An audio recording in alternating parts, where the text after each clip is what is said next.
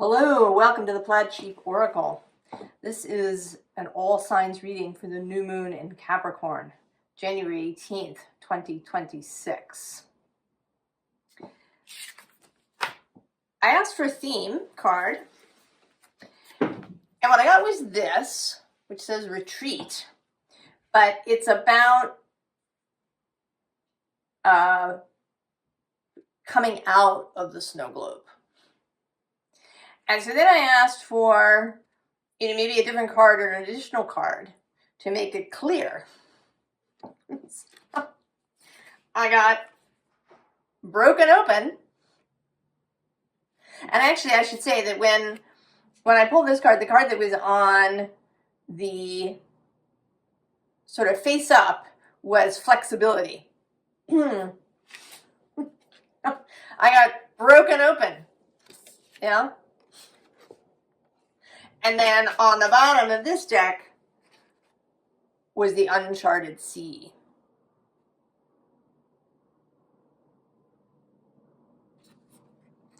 So, headed into uncharted waters. But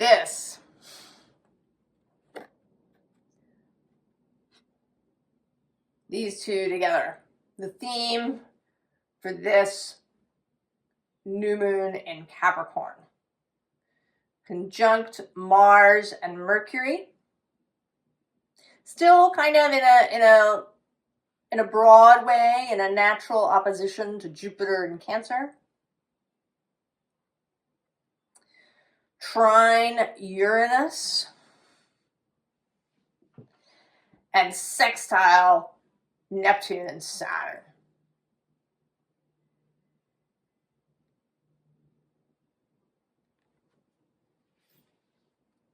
And with Venus in Aquarius at the time of the new moon.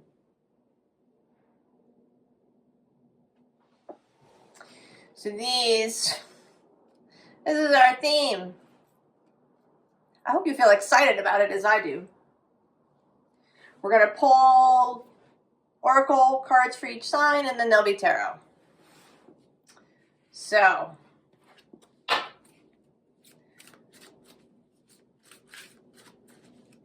the oracle decks are the Queen of the Sun, the Southern Gothic Oracle, and then the Queen of the Moon.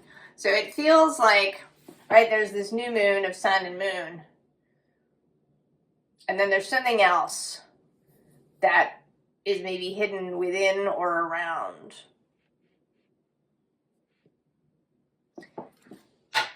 We begin, as always, with Aries.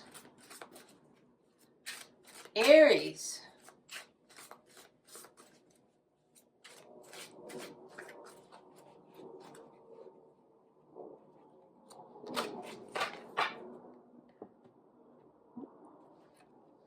Purpose and the open door.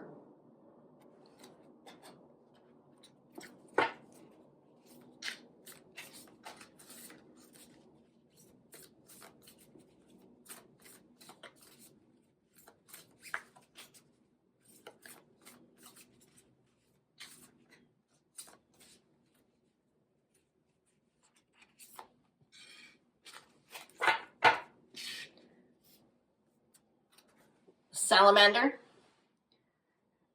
infinity, reinvention,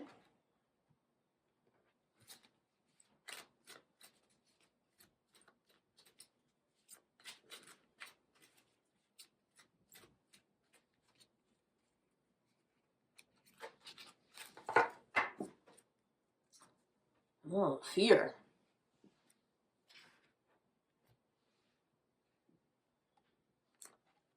order. And this is natural order, more than any kind of bureaucratic or law and order kind of order. With Ra. Armadillo basket, grounding, fierce protection. And whenever this card comes up, it also makes me think of preparation maybe, or having something to carry carrying things somewhere. Release.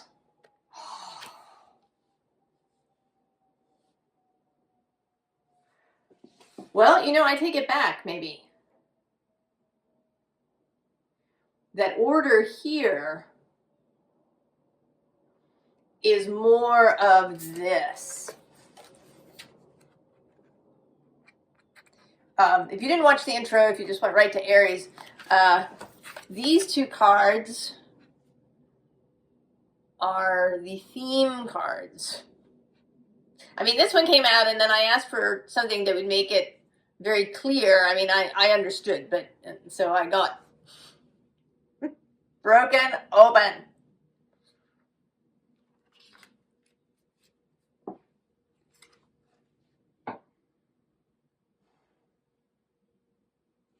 Also, the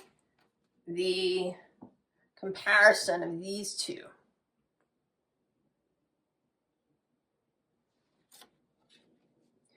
If you've been holding yourself in some way, you might even have been doing it without realizing it.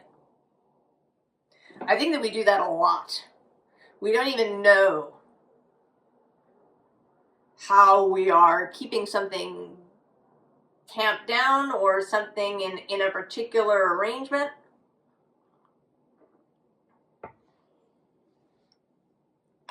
It might not even be so much repression as such, but,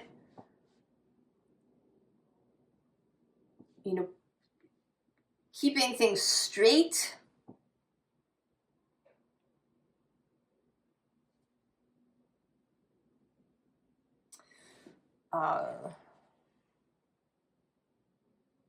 You know, maybe keeping things protected, keeping things contained, you know, keeping everything, all the plates spinning correctly, everything in its spot, kind of.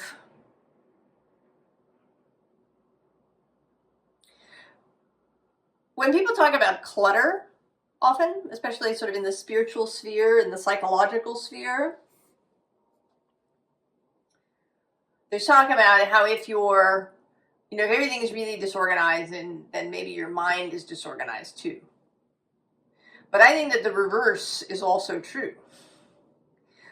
That if things are too organized, then the mind won't be able to be really creative.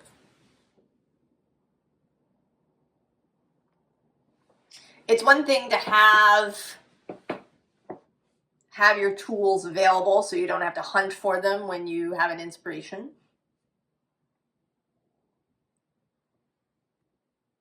You know, to have things generally where they belong. To not have, you know, mess where you can't find anything and it takes forever to do anything. But finding a release from what may have been too organized, too delineated, too tight in some way, too regular.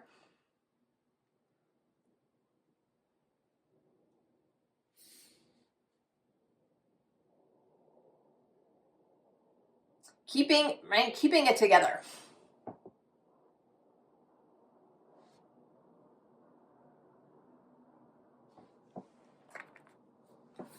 And then now we have this release. This moon is a natural square to Aries. There is a wide square to Chiron, also to Eris, who's sitting at about 24, 25 degrees of Aries. And in her best form, she disrupts that which has become stagnant or ossified.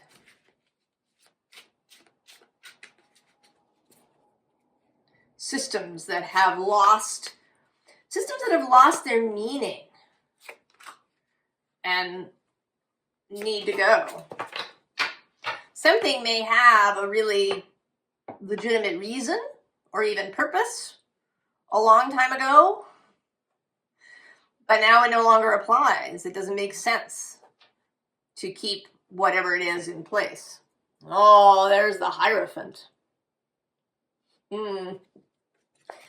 Also another symbol of order and justice underneath. King of Swords. Ten of Wands. Three of Cups. And the Six of Pentacles. There is a disruption. There's going to be a major disruption to the settled order of things. Oh yeah, behind the Hierophant is the devil. So when structures, rules, arrangements, customs, traditions, when they become a hindrance rather than a help, when they're blocking or causing more real problems,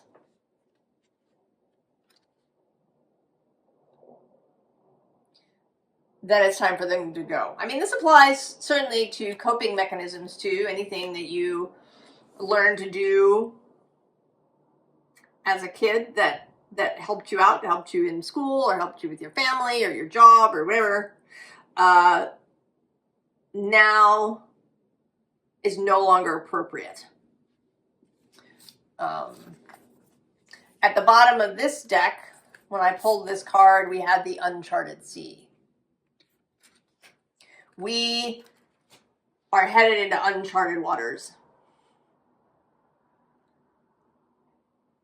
And if we try to cling to a previous order, which may have been fine, or may not, we're gonna have problems. All right? If we're very, if we're officious, frozen, if we sit in the shadow aspects of the King of Swords rather than the clarity, personal authority aspects, right? We want to drop all of that. You want to drop whatever you've been doing to try and kind of hold it all together. There's this release that wants to happen. Right? This kind of joyful, more celebratory energy. Instead of strict order, there's a kind of, choosing what goes into the scale, the sense of reciprocity with life. I kind of want a fifth card.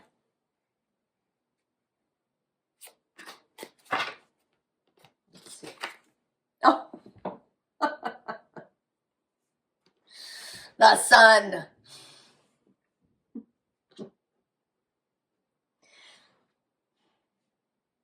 Not just clarity, but shining, I mean, seeing the purpose, being the purpose, living the purpose. Feeling like your life is light.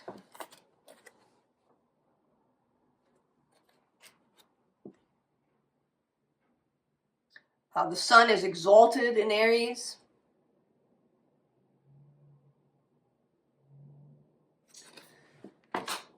So, Aries. Allow this reinvention, this release. I think that some of it is going to happen without your intervention. I mean, even in this fear card, right? She's trapped here in a bubble. kind of.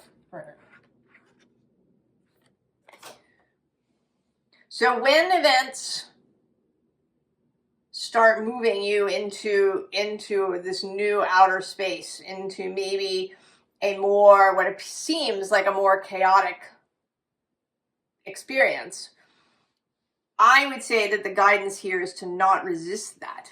In fact, to embrace it. Always, of course, with the King of Swords, his discernment, his clarity of mind. You're not going to go from, perfect order to madness. That's not the direction.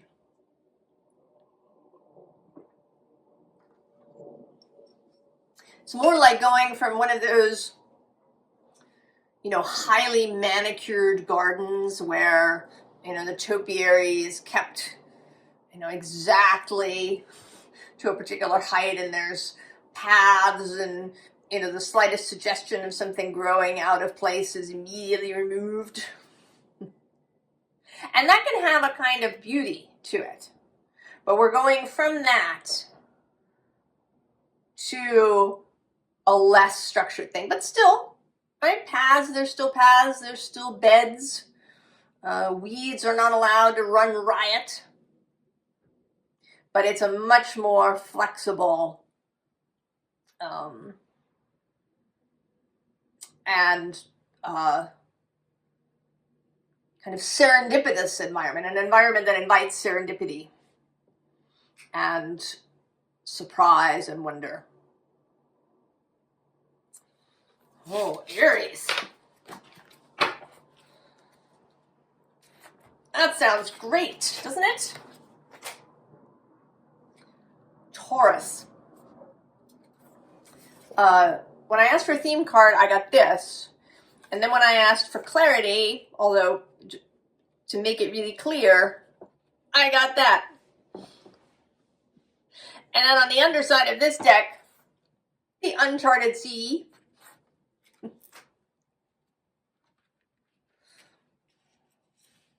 So, we're breaking out. Or I'm actually going to say that it's not so much that it's not like we're going to punch our way through the glass. The glass is going to break.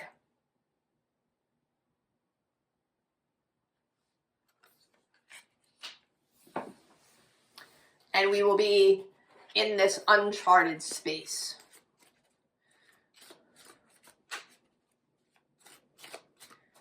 This moon is conjunct Mercury and Mars, both Mars very much at home in Capricorn, ready to go and to follow through. Trine Uranus, who may be responsible, both Uranus and Neptune and Saturn all together, responsible for the cracking of the snow globe.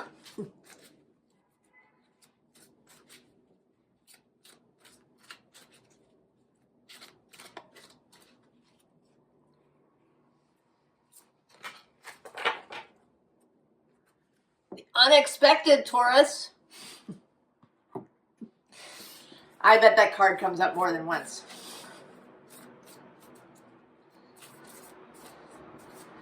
There's a similar card in the moon deck. We have Sun, Moon, both showing up. That's a blue moon, kind of unexpected. Surprise card. We may get both of them.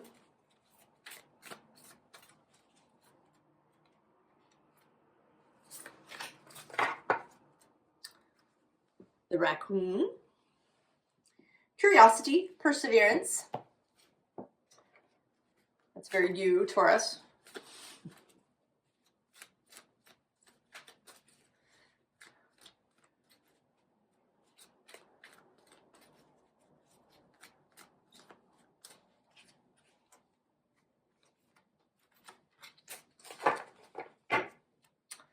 Oh, surrender. Indeed.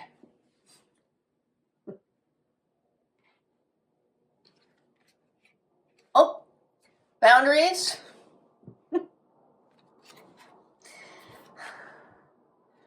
Dogwood blossoms. Sacrifice and rebirth. Extremes. This was on the bottom of the deck when we started, Taurus.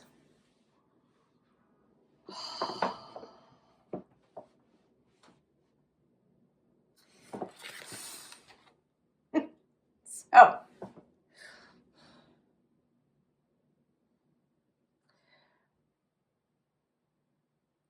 going, right, there's radical change.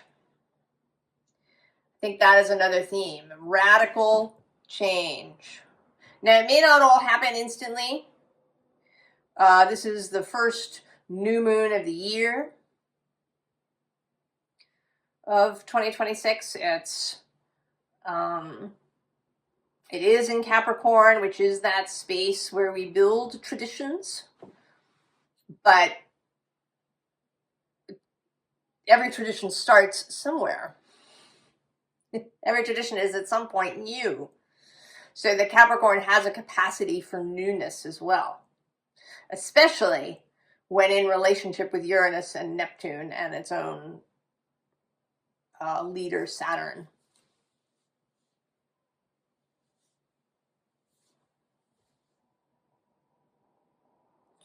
But the ability to sit in an extreme space. And I want to say that it is the moon card, that it is an emotional extremity.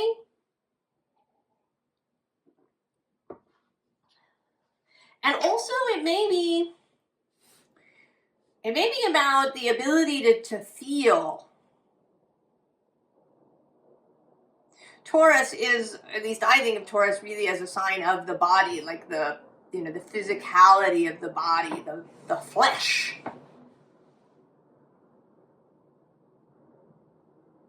And it can become kind of hardened, petrified, ossified. The way calloused or deadened, the way that nerves on the surface of the skin can be deadened. If you were to repeatedly, punch or do things with your hands, you would begin, the nerves would begin to get deadened. And so there is something here about feeling more. I think I need to turn some light on.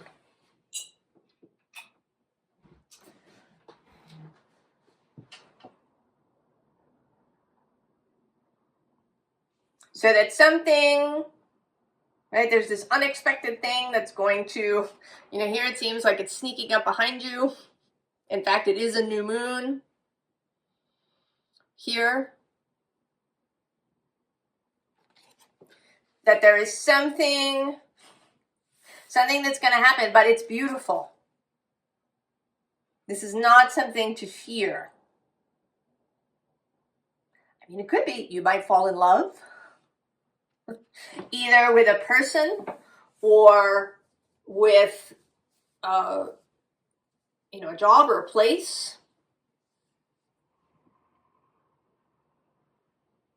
Something new is going to enter your life that's going to be really unexpected and will take you into feeling more than maybe you have in a long time. I think that we have very much, we become calloused and deadened and jaded, cynical. All of these things prevent genuine feeling and experiencing.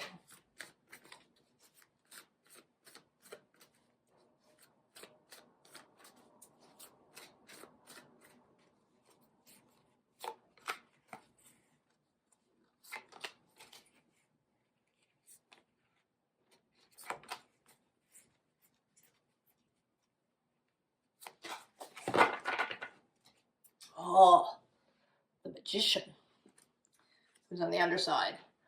5 of Water, right? Feeling, the ability to feel.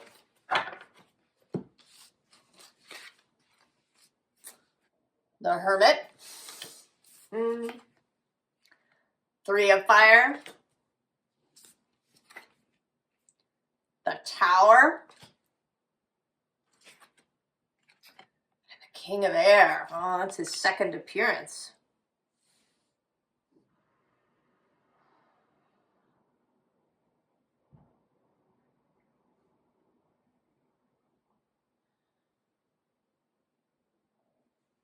So it seems to me, oh yeah, under the Magician is the Fool and the Hanged Man. Oh, and this particular 3 of Earth, which to me always looks as if she's, or often looks to me as if she's becoming flesh, that she's a statue who is becoming flesh. So this Magician, whoever or whatever this is, whatever that is going to knock on your door and will inspire this movement.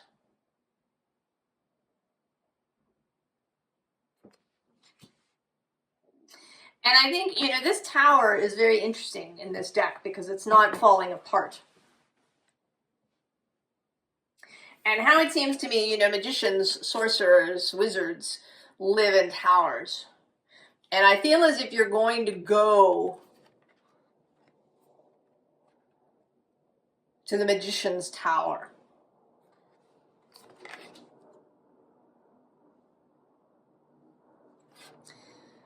And there's going to be some kind of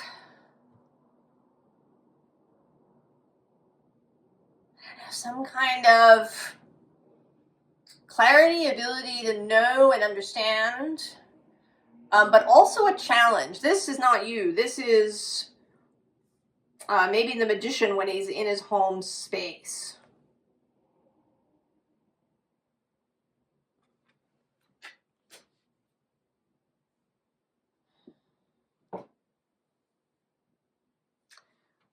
Need more.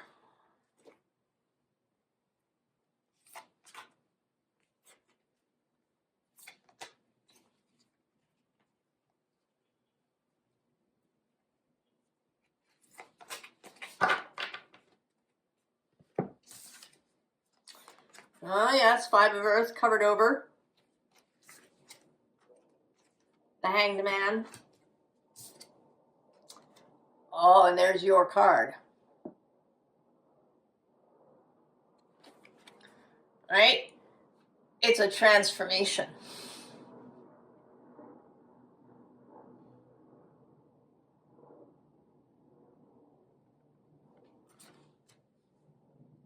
There's some kind of process.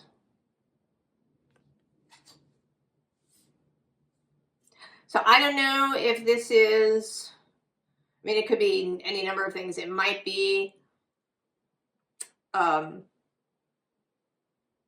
into a new faith, a new spiritual practice. It might be falling in love with a new profession of some kind. It might be falling in love with a person and being introduced into their world.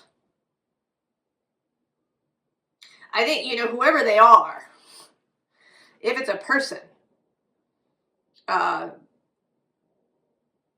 they are in alignment, they are in power, they are someone you would want to allow to lead you.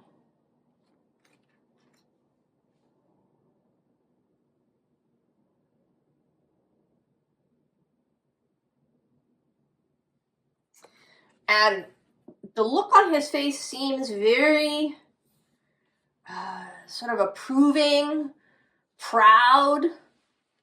Whatever it is that happens to you here in the Tower, whether it's whether it's at a school, or in someone's home if you move in with somebody or you go and live in their country, or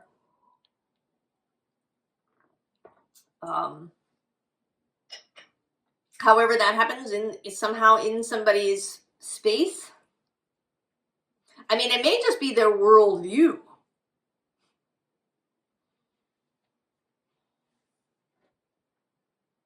That you go and occupy. If you've been jaded, cynical, or pessimistic, or feeling like strong action needs to be taken,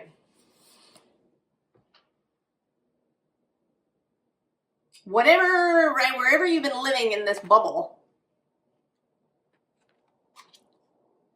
you are going to be taken out of the bubble, and you're going to have some experience in this tower.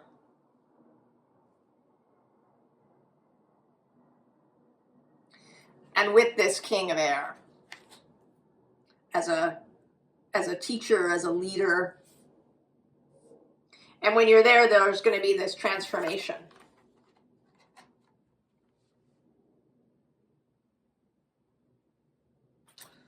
Taurus. I don't know. I want anybody who knows or discovers what this is in the next months to come back and tell us.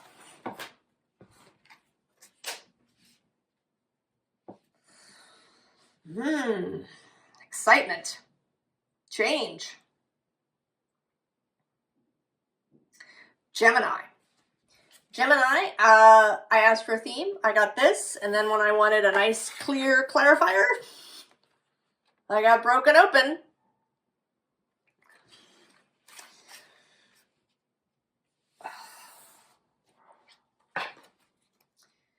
And as I have said, it's not that you have to break the globe. The globe is going to break. The question is, what do you do then?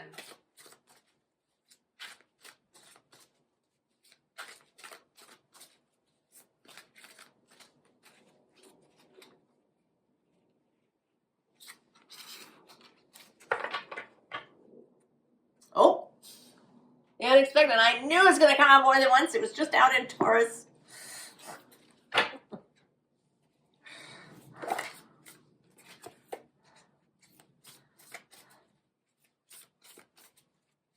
There's a different unexpected in the Queen of the Moon Oracle, which is here too, that we may also get. I'm sort of hoping that somebody gets both of them. The Painter. Strength, power.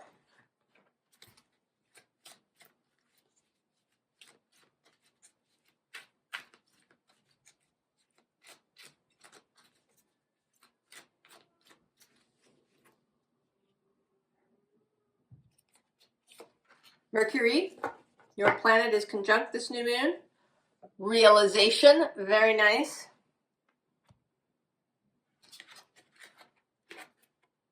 Protection.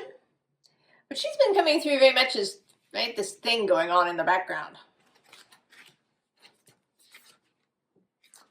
The dog. Loyalty, belonging.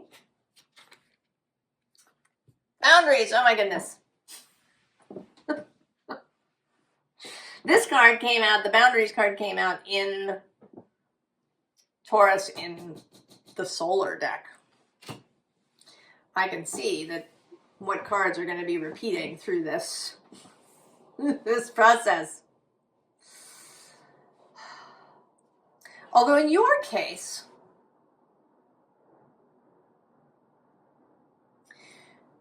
I want to say that there's some kind of communication going on.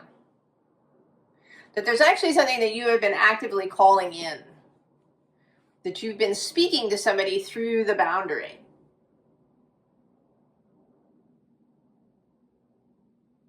And that you've been doing this consistently. But there is something that you are unaware of. That's showing up behind you.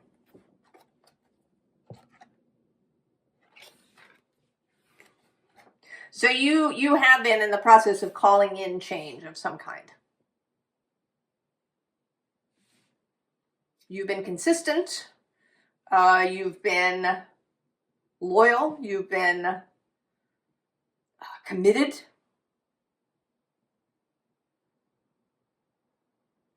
But it may be that it doesn't show up quite as you expect, or that there's some other component. Because there is something, oh, look at that, change is right below. There's some kind of, here too, I kind of feel like you're sitting in the forest, you're meditating. Here's this dog focusing on lovely things. And then you open your eyes and there's this puma, mountain lion there.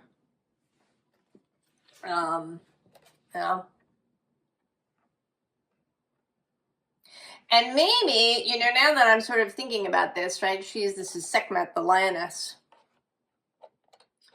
that maybe initially there's a moment of fear.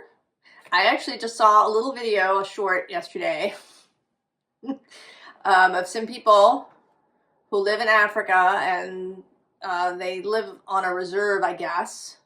I don't really know all the details, but the man got up to make himself coffee in the morning, and there was a lion outside the kitchen window. It's like that. But what you realize is that you're a lion too. So there's an initial moment of, oh, but then, then you realize that you're actually a lion too.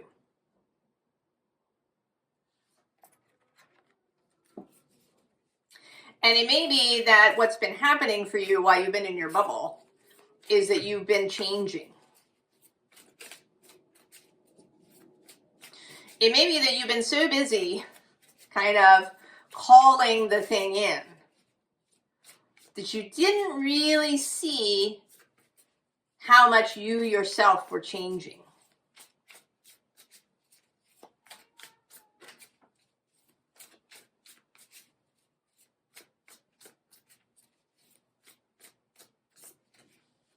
So that this realization is, in part,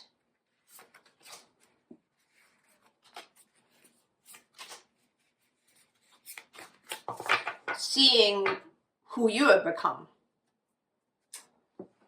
9 of stones.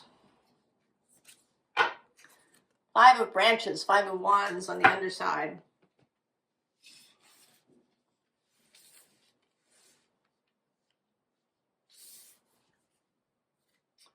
Two of stones, justice, the ace of spires, ace of swords, judgment, and the great work. Oh, Gemini.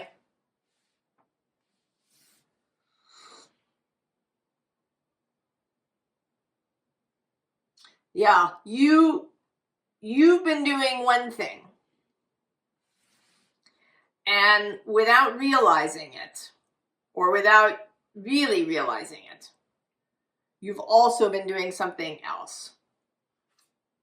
Oh yeah, there's the star, and the lovers, and the high priestess.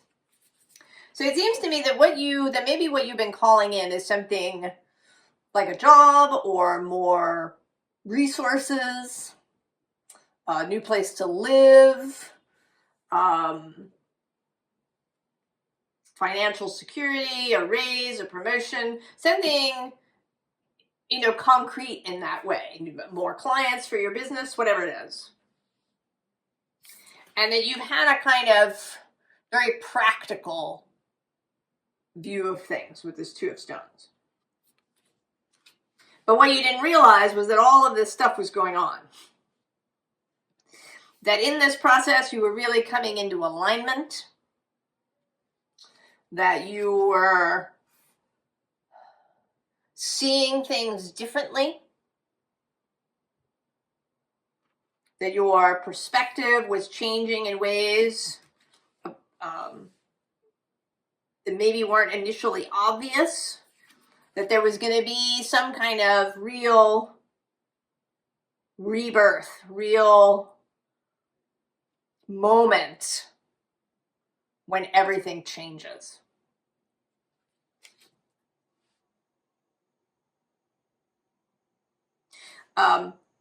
Sort of with judgment here, thinking about it kind of in a faith or a religious based way. You know, maybe to be living your life in a particular way, being very conscientious, being kind to people. Actually, it's making me think of an experience I had when I was in high school, where the father of one of my classmates, who's a Pentecostal minister, came in to speak in my class. And he said, I have a message for all of the atheists in the class. And everybody kind of looked at me because they knew that at the time I professed myself to be an atheist. And he said, if you live your life well, if you are kind to people, if you're generous, if you strive to live a good life, you're going to heaven whether you like it or not. So it's a little bit like that. You were doing a bunch of things that had a very practical end, and you get a very spiritual, I mean, the great work is the alchemical process, right? The creation of the Philosopher's Stone, the turning of soul lead into soul gold.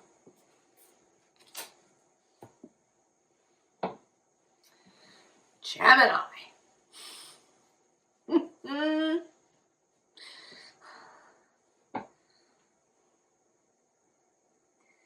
I think it's exciting. I mean, I don't know how this is going to come about for you, how you're going to have this realization. It may be that there's going to be some numinous experience that you have, or it may be that whatever this thing is that shows up, this painter, this mountain lion, that is initially a little alarming, that when you realize you are in alignment with it, that you are the same, and there's nothing to fear, then you will know and have this kind of moment. Oh, I am excited for you, Gemini. So good. Cancer. Cancer, I asked for a theme card. I got this. And when I asked for clarification, I got broken open. And the globe is going to break. Cancer. It's not your job to smash the globe or bust out.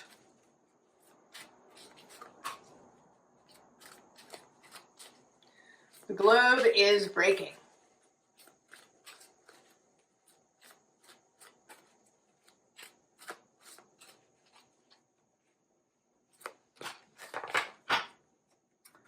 Oh, truth.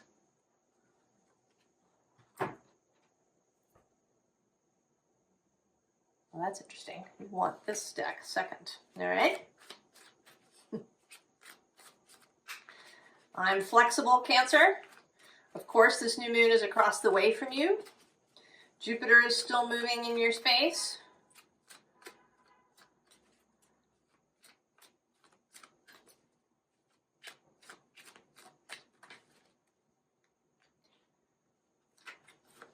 I'm really seeing a sunrise over the ocean. Oh, faith. With the worm moon.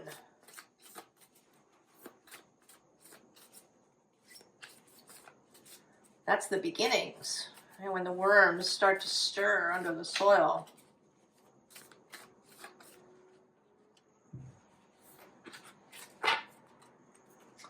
Oh, the dogwood blossoms. Spring. So maybe that spring, Cancer, March, April, is significant. Joy with Hathor. Abundance. The hunter moon.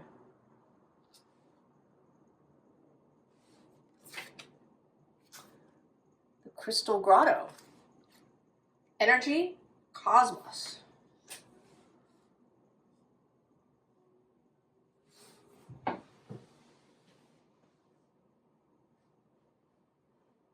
Huh.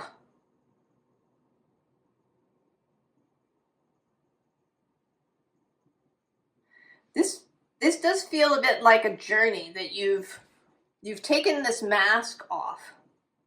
And it's not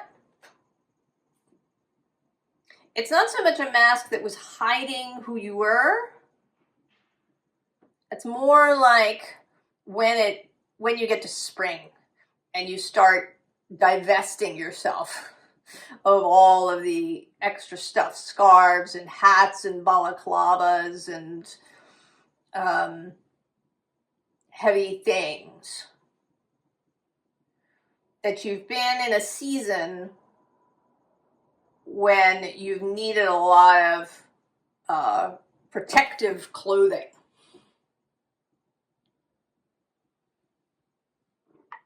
When there's been a harsh wind or really cold temperatures.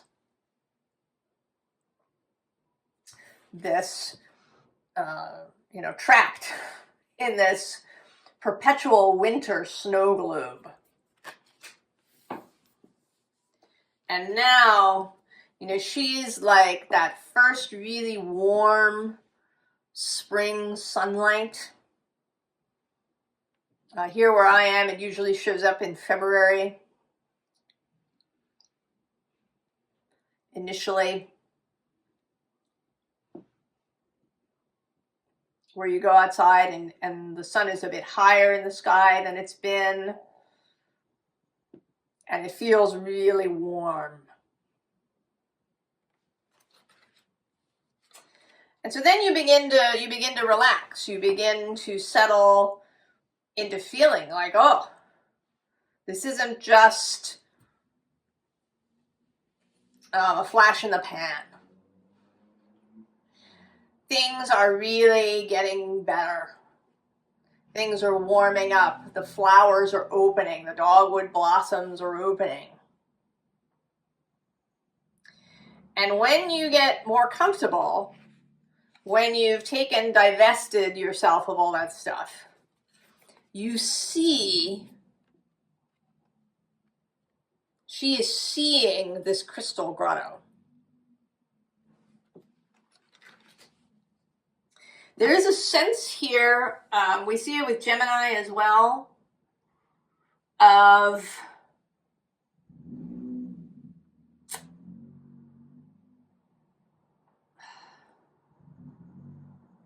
seeing a bigger picture. If you've been very much guarded, cold, hooded, balaclava on, just putting one foot in front of the other, Bob Cratchit around the candle flame,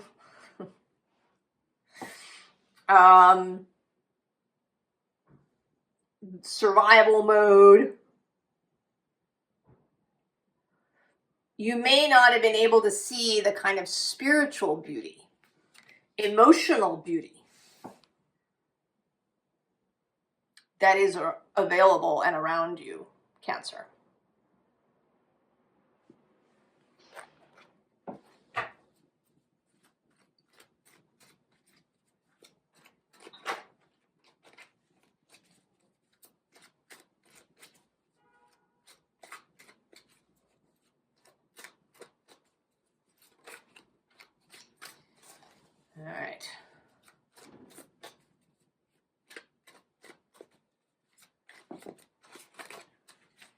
there's definite realizations happening. And I think that one of the big realizations is that the future can be that there's a strong probability, in fact, of a beautiful future.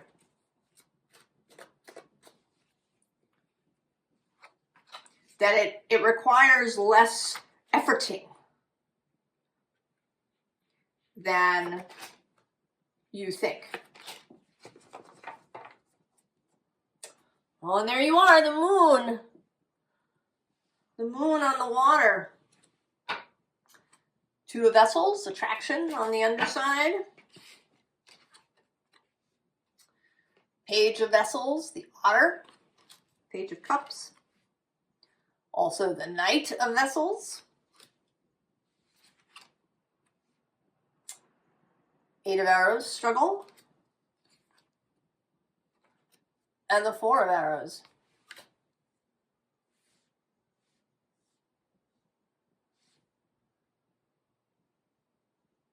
So there's a shift.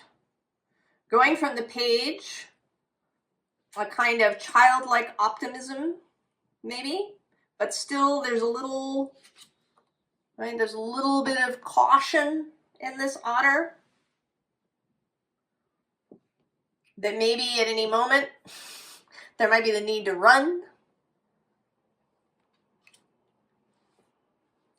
To the Knight.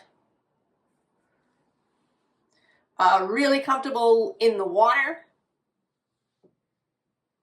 Living in the water space. There isn't moving swiftly without this sense of scanning for danger. There's a real directed feeling. And then going from the struggle, from this, wintry landscape where you're all covered over, to the butterfly, to the summer, to lightness. I kind of want one more card. Can I have one more?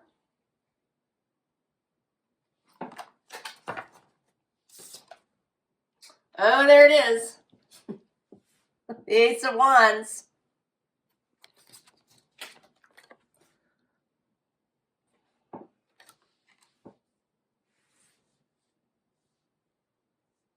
So the ability to get comfortable in happiness. Cancer.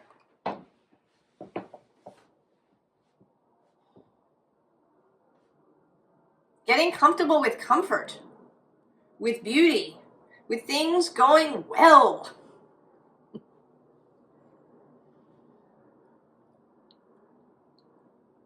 With ease, with faith.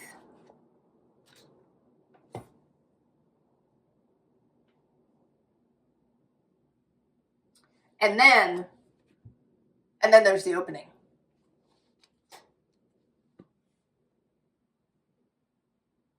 The idea, the new inspiration, whatever it is. The living in survival mode, the living covered up, I think is also living without real inspiration.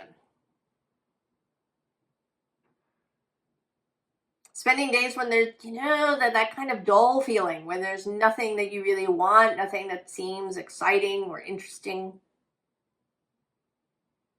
And it's really about exhaustion and the nervous system being just over it.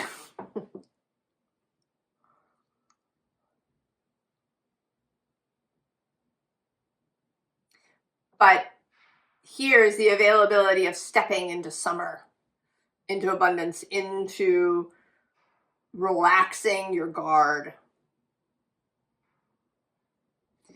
And then inspiration can come in. Cancer.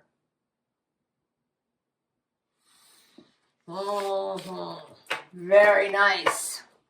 I like it.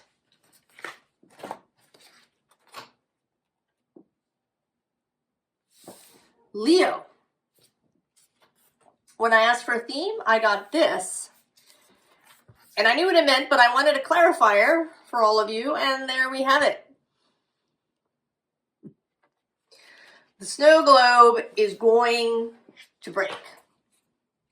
You do not have to hurl yourself at it.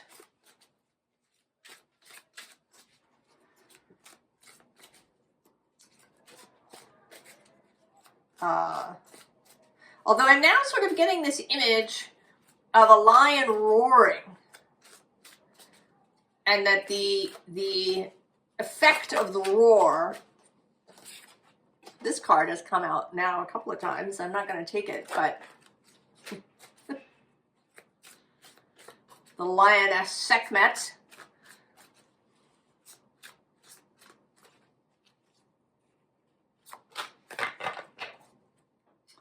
Oh, reciprocity.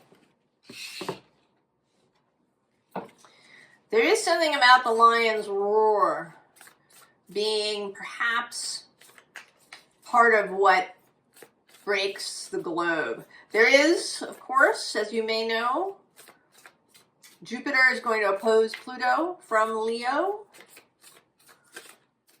There's a whole thing happening in July that is part of this process that involves Leo. Live oak, longevity and reliability.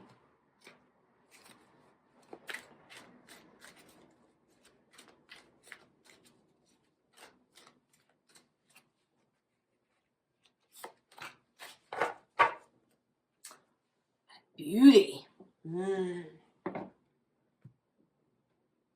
I think it's today, sometime the Venus moves into Aquarius across the way from you.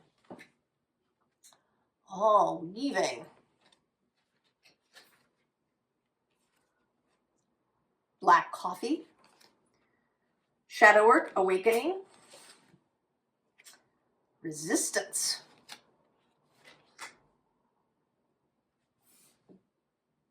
I was just saying in another sign that I watched this little video about some people that live, I guess, on a reserve somewhere in Africa. And the guy went into his kitchen. It's kind of a rough kitchen to make coffee. And there was a lion outside the window. Kind of with a low, like a growl, a kind of a low roar going on. With just some chicken wire between the man and the lion. And this coffee.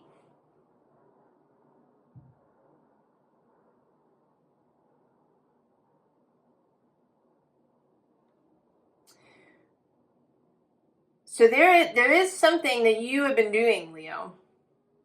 This weaving. Although technically she's spinning. But I let it pass.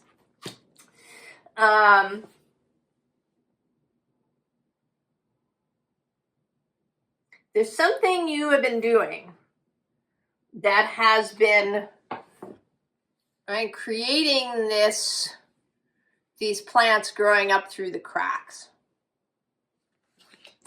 You know, and it may be that even though the globe looks solid, that in fact there are a lot of infinitesimal cracks in it. Tiny cracks that can't be seen maybe with the naked eye or with the daily eye, with the practical eye. The practical eye cannot see the cracks in the globe, but they're there.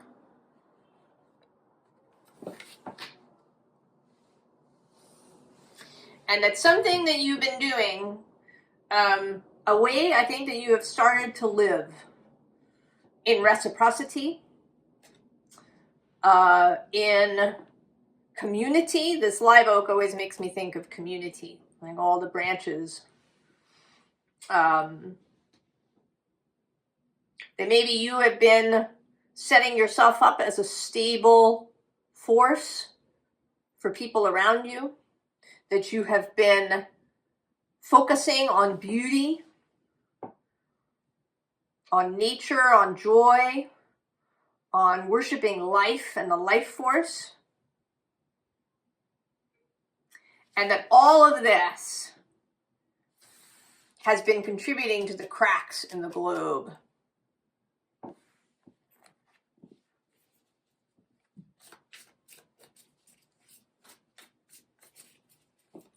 You're roaring. Roaring, that is a communication, a signal to others, perhaps of your kind. Not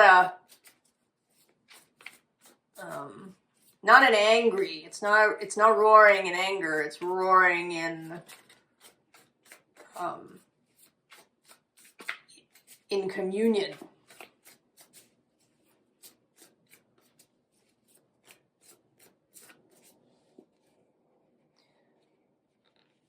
Is reverberating, creating more cracks in the globe.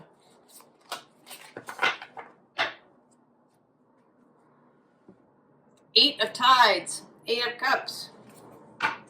There you are, strength on the underside. The Knight of Branches. The Ten of Branches. The Two of Tides. And the Chariot. Oh yeah, Leo.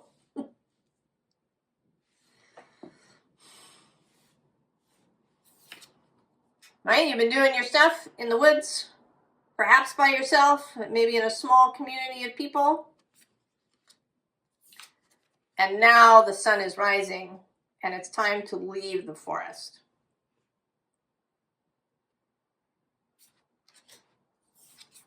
And meet up, Two of Cups, meet up with others.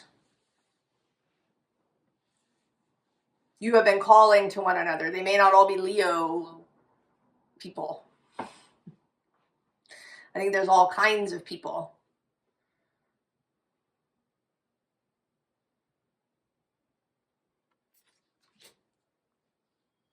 Gemini in particular, maybe. And then you get in the boat and you go. Right? The storm has passed.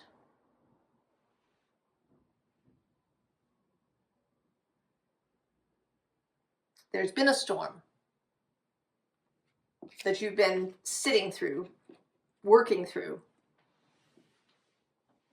doing your weavings.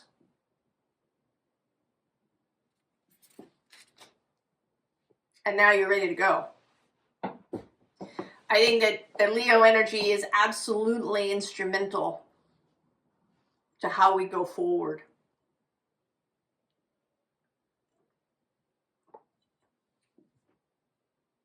That Jupiter-Pluto thing that happens in the summer is a very significant place.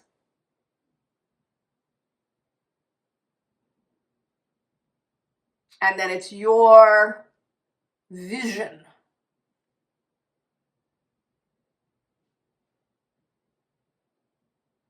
your conviction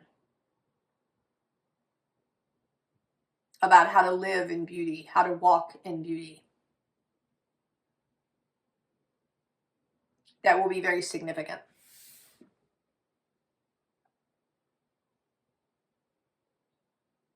And that some of it begins now.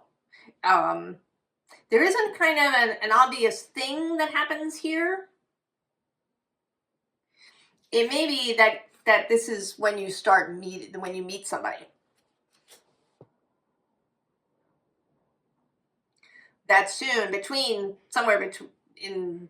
since it is this moon reading, that sometime in the next month or so, you're going to meet somebody who has a similar vision. And then you're going to get going.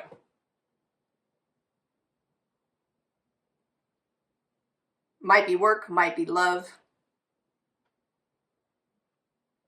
Both. Oh, Leo.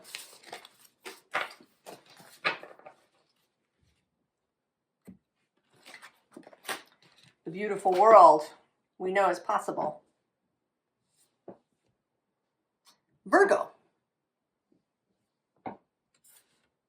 I asked for a theme, I got this card, and when I asked for a clarifier for all of you, I got that. The snow globe is breaking. You're not required to smash it, Virgo. It's going to break on its own.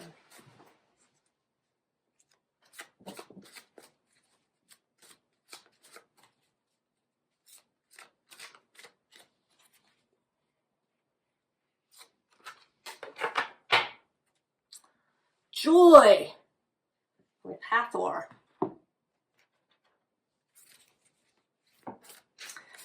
I'm not sure why I'm thinking of it at this moment, but I'm going to say it. Asteroid Diana, goddess of the moon, Roman goddess of the moon, is conjunct this new moon.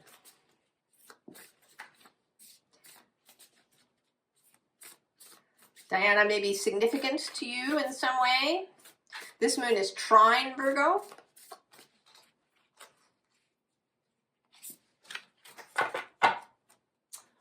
Oh, the dog, loyalty and belonging. This came out in Gemini's reading. You and Gemini share a guide. You share Mercury as your guide. All right, you get 2. Oh, also in Mercury, in Gemini's reading, realization in the same spot. Progression.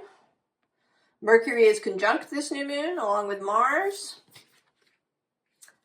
Sassafras. Healing, self-care. Well, that's very you. Oh, wisdom and creation, Virgo.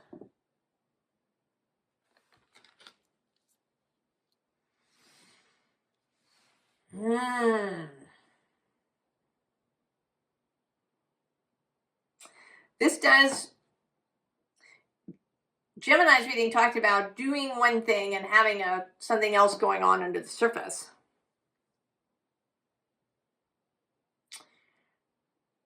Yours is similar, except that you know it.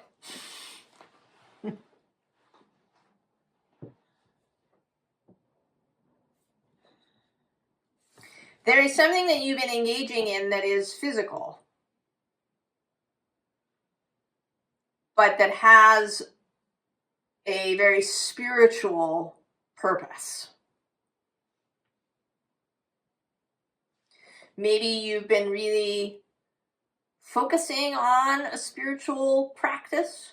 Maybe you've been focusing on bringing your spiritual practice into more of your daily life. I was thinking that one of the side effects of the Enlightenment is that spiritual practice and religion got shoved off to the side. We made this, we created this separation.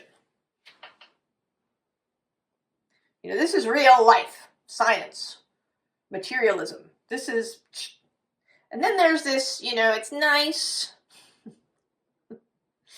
You know, maybe it makes us feel better. You know, it's communal. We can all go to church and then have coffee and biscuits afterwards. But it's separate. It's over here. It's something you do on Sundays or Saturdays or holidays. It isn't interwoven into your daily life the way that it used to be. And it may be that you have been trying to bring it back.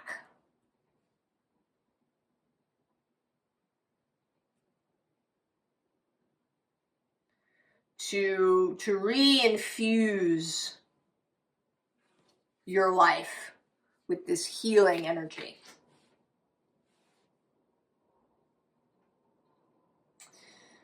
There is, I don't know, there's going to be, I don't know, there feels like there's going to be a realization of some kind.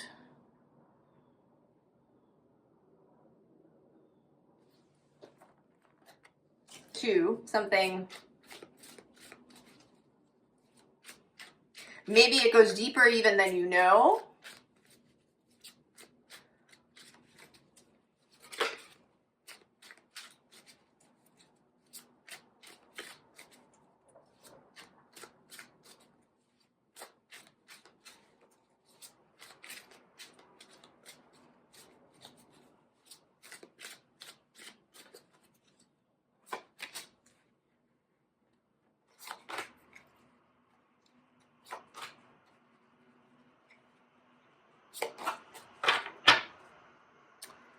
Oh, Four of Cups. Interesting. And the Five of Pentacles underneath. Oh. Five of Cups. Well, there you are, the Hermit. Six of Cups. Four of Wands. Oh, Virgo.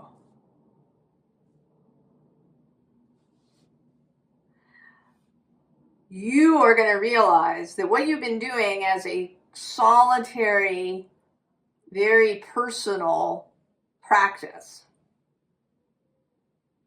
has actually had a very noticeable and strong effect on people around you.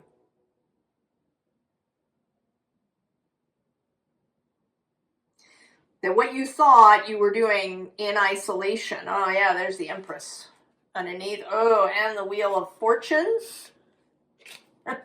and Strength.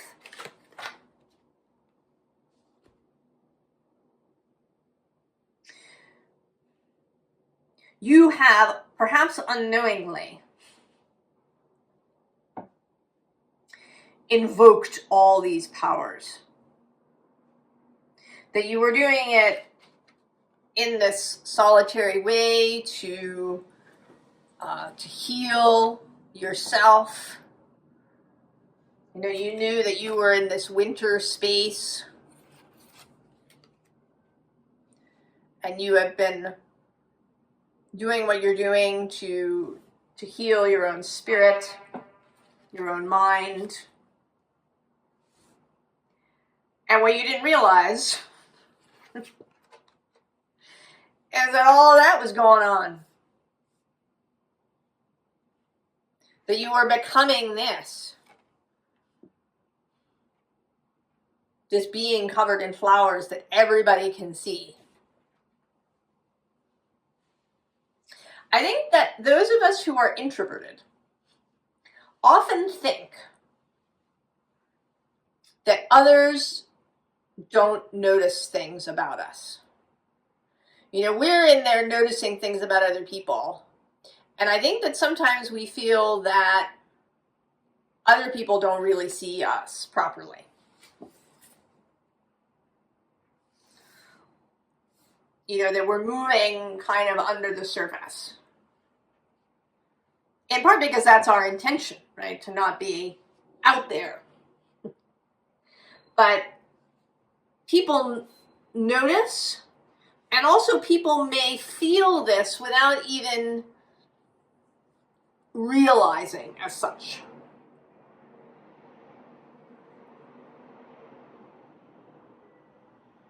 You know, they might not be able to pinpoint what the change is that's happened with you. They might not be able to, articulate it.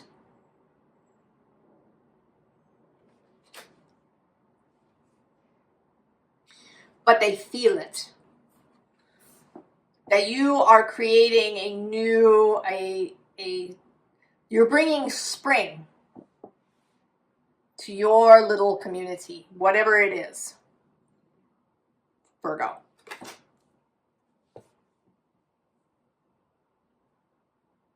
And that it's going to start to become obvious to you. I mean, maybe somebody will say something to you.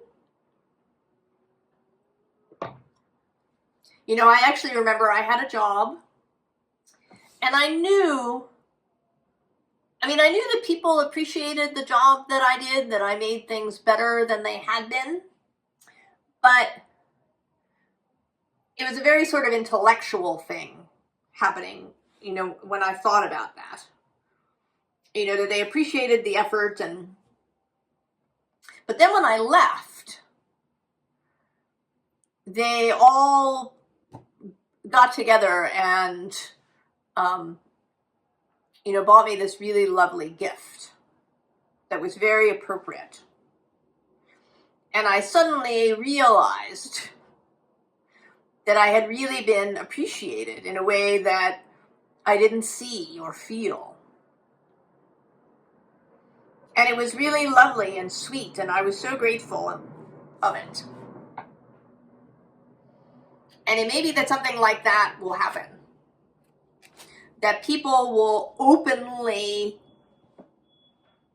thank you or speak to you, or something is going to occur that is going to make this really obvious to you.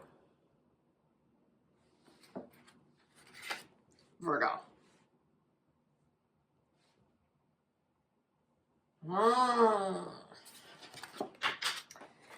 Interesting.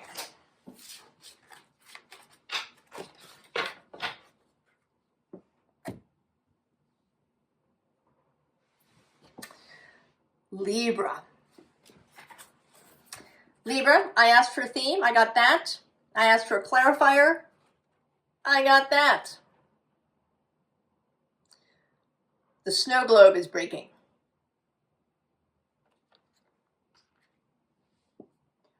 You are not required to go at it with a hammer or a glass cutter.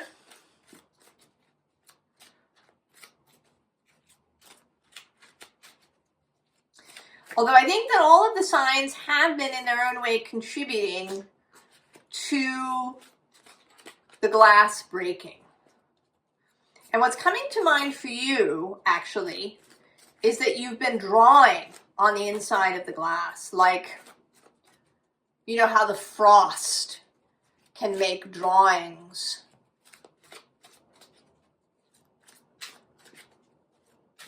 I'm sitting here, actually, it started to snow. Kind of in my own snow globe behind the glass here.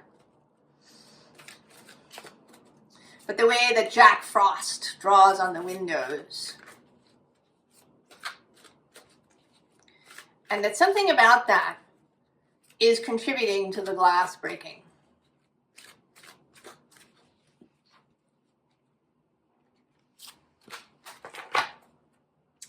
Oh, in the Sol Invictus, life.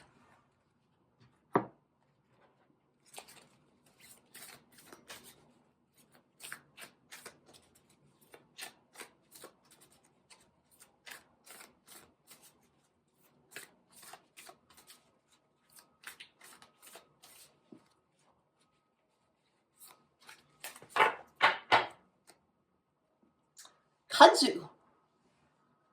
Abundant growth, willpower.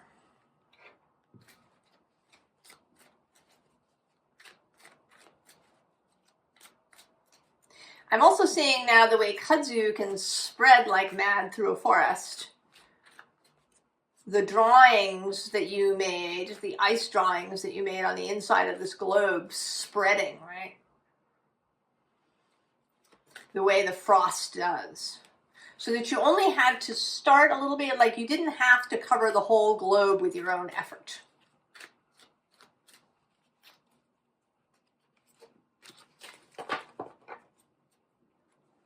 Patience, right? Beginnings. The raccoon. Curiosity, perseverance. Self-love, Libra. So I want to say keep doing whatever it is that you've been doing. It may be that it has felt like there's been no progress. That for a really long time there didn't seem to be any growth, and then you're going to go out and suddenly It's going to be this forest of kudzu.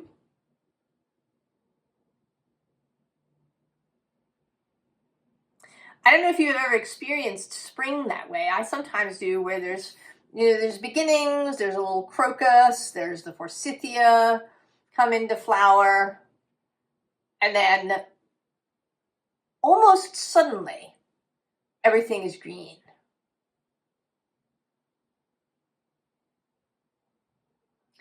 And I have that feeling.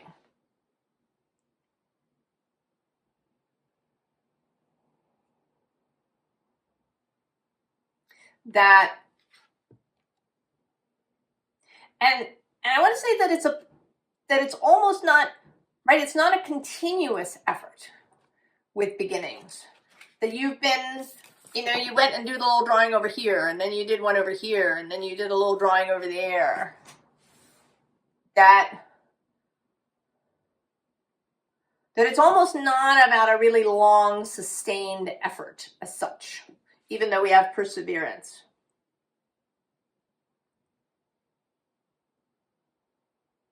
It's more like every little thing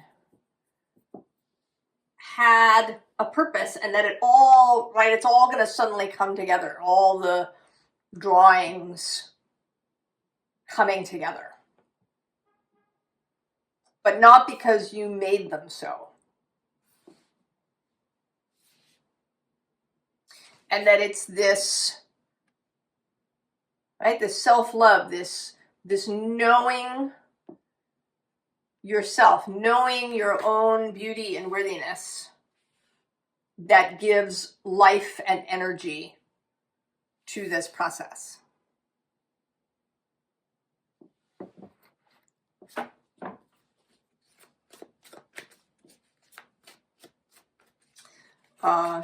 This raccoon card came out here for Taurus, and now the same tarot deck has come out. You both share Venus,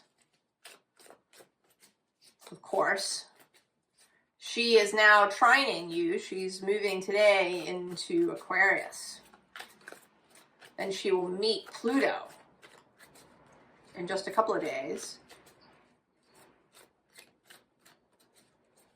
And after her, Mercury will come and meet Pluto.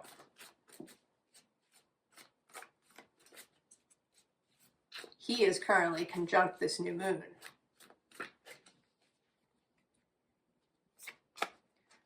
A message carried.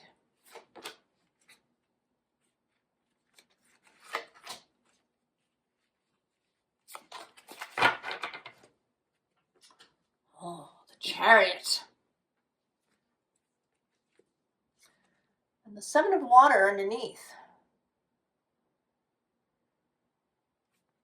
And this Seven of Water never feels confused. It just feels like the beauty of being able to make a choice. Or in this case, actually, the beauty of things coming into alignment. Right? This patience of, we sow a little bit of a thing over here, we do a little bit of a thing over there, and then we watch it grow. Without going out there and poking at it every day. Seven of Fire. The Three of Air. The High Priestess. And the Three of Earth. This feels a bit like the process. So there's the sowing of the seeds. There is the intentionality around it, a kind of internal process. It's not about the doing, but about the holding of the vision.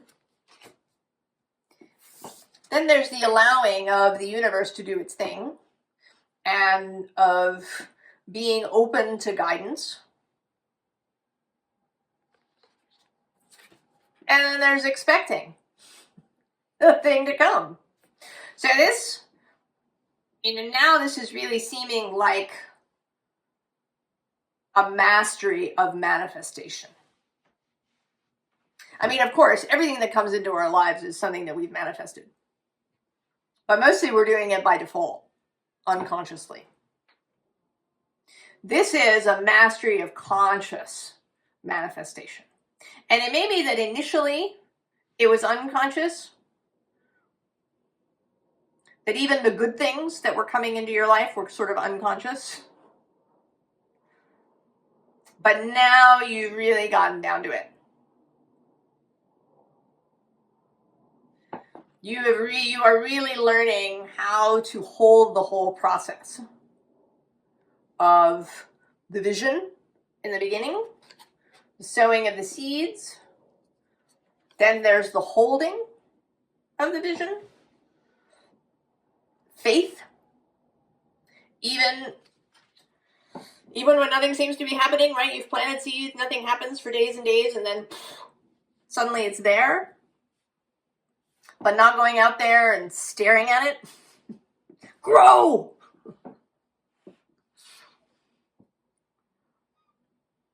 Who's under the Chariot? Ew! The Four of Water, right? Here it is, being handed to you. And actually the Page of Water. I want to say that you've gotten playful around it. Right? The unicorn. The unicorn method of sowing seeds.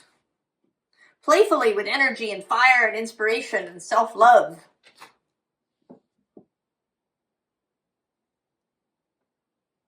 And maybe now it's really coming together for you. You may in fact get something that you've been holding will appear sometime in the next month.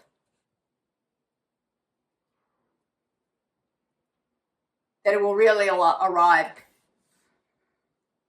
and you will see in concrete terms your success. Libra.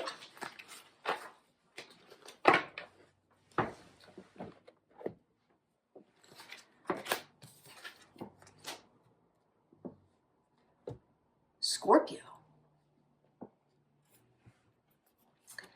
The theme card I asked for, and then I got a clarifier. The snow globe is breaking. And on the bottom of this deck was the uncharted sea. We're headed into uncharted waters, Scorpio. The globe is going to break, and we will enter uncharted waters. I think you're so ready for it. You're so ready.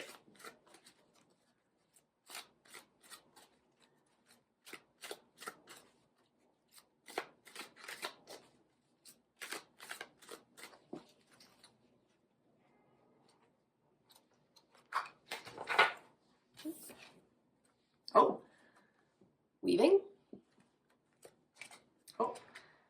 Oh, purpose. I haven't looked at the bottom for most people, but I guess it's appropriate to look at the bottom for you. Well, that card came out in Aries. And the weaving was in Gemini, which is interesting.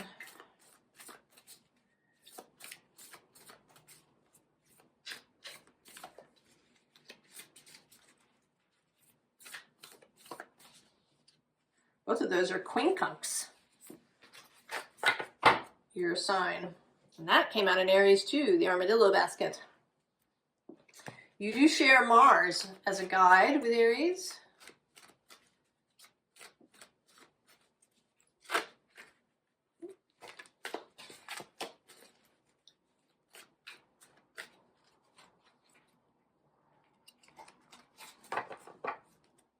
Oh, faith. And that was in that spot with Cancer. Welcome. Oh.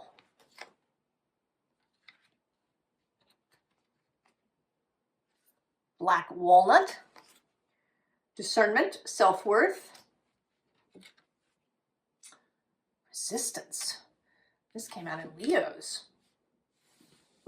You have the most kind of connections to other signs, Scorpio, which is interesting. Mars is conjunct this new moon.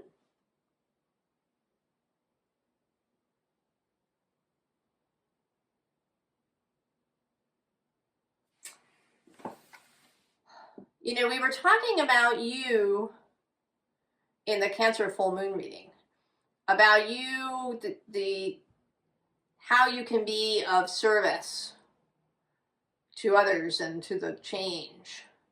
And this is feeling like an extension of that.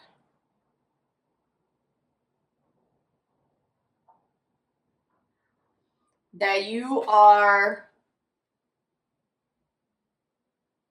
that there's going to be less kind of change for you in a kind of practical way. You know, I don't see necessarily, although I don't know, but I don't see necessarily, you know, that you move or you get a new job or that. But that you really settle in, or that you have your first real experience with midwifing, I want to say, somebody else's change. Right? This isn't you, this is somebody else who's pregnant.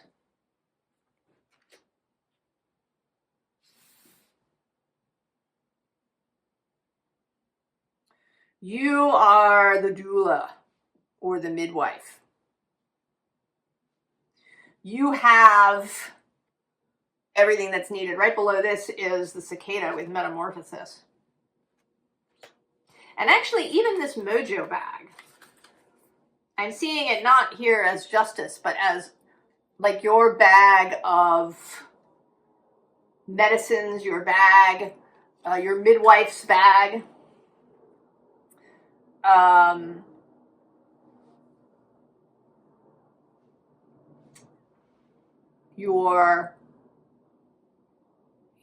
Your medicine bag.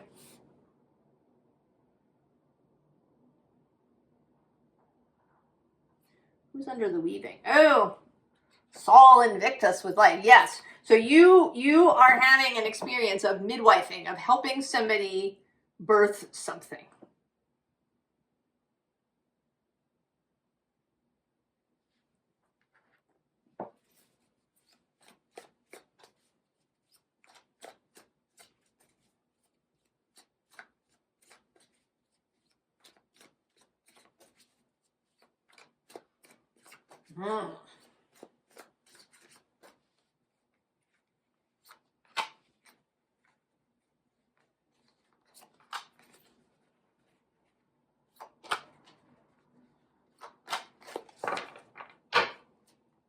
Oh, there you are. Queen of Cups. It is also Cancer's card, which is that callback to that Cancer full moon. Knight of Pentacles on the underside. Devotion. Who's under the Queen of Cups? Oh, there she is, the Empress. We also have Strength and the King of Wands, who's been showing up everywhere. Ten of Wands. Page of Swords. Eight of Swords. And the Lovers. Okay. See, this person shows up. And you say, you shall not pass.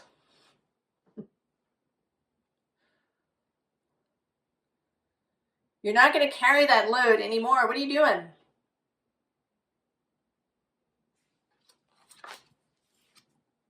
Right? That person's going to have a moment. They're going to have a moment that they have to go through, that you will be there for. And we come out with the Lovers on the other side.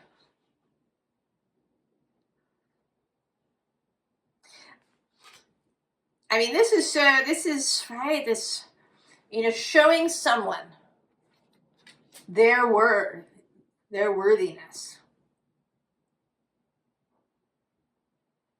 It may be a particular person.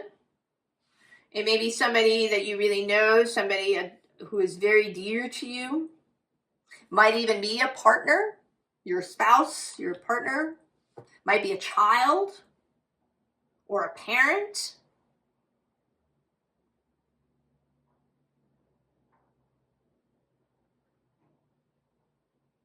And you are midwifing this change for them. I kind of want, do I get something else?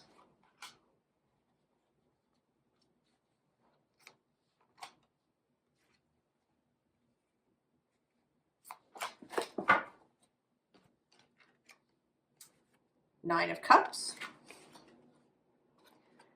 Ace of Wands. And the Fool. Okay, so this is like a first experience. And this is you afterwards feeling really satisfied. You know, wow, that was amazing. Job well done. Amazing experience. Ready for the next thing. So excited, energized. Bring it.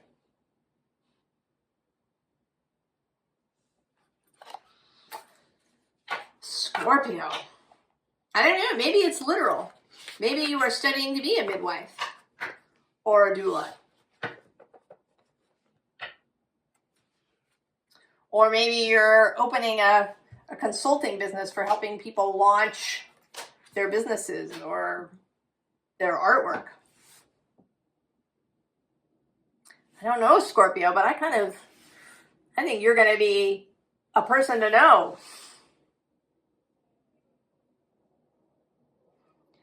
Sagittarius. The theme clarifier. Can you see it? Snow globe is breaking. We're headed into uncharted waters. You want to start here. Going out of order, Sagittarius.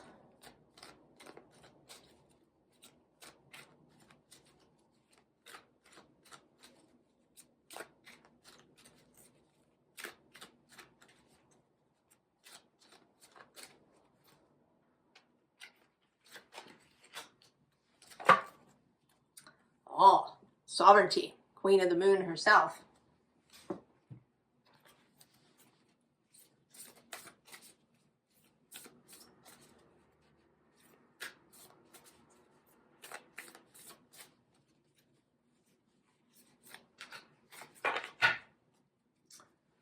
Roots, influence, support.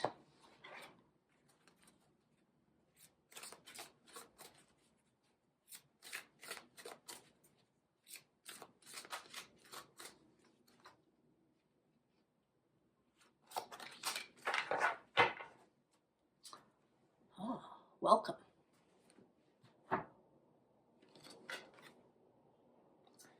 Purity. The snow moon, which is February's moon.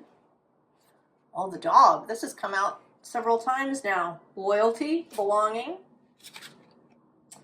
and boundaries. Yeah.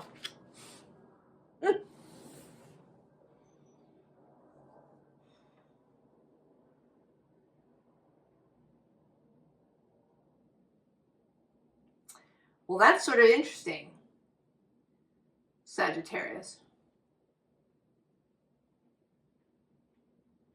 I mean, in the other readings where a card like this came out, it was about leaving.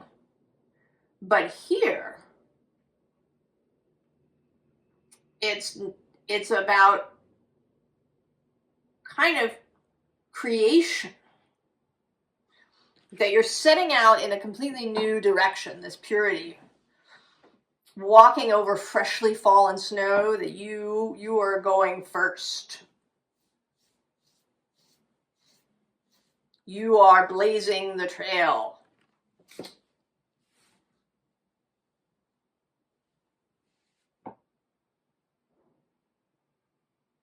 Like the creation of a new world. You know, this snow globe is breaking and will fall apart. and we need a new one. There does need to be a container. Society does need a container. And we may not all need to be in the same giant container.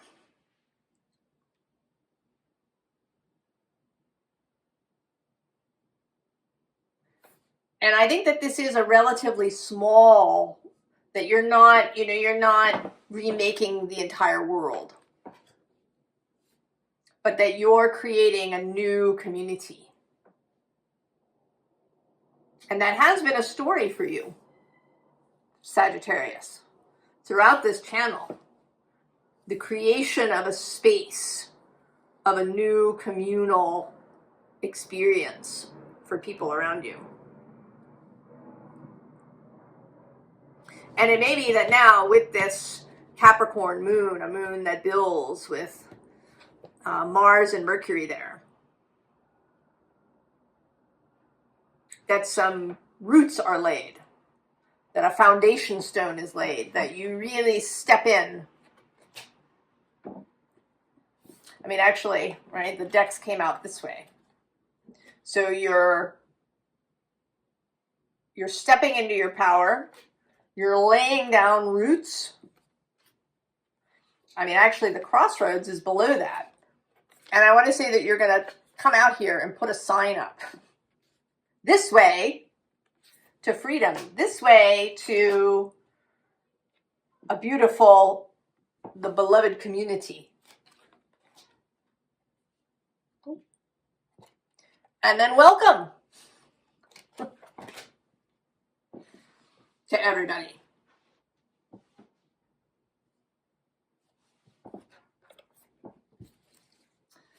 So laying down the reel if you haven't already, and if you have,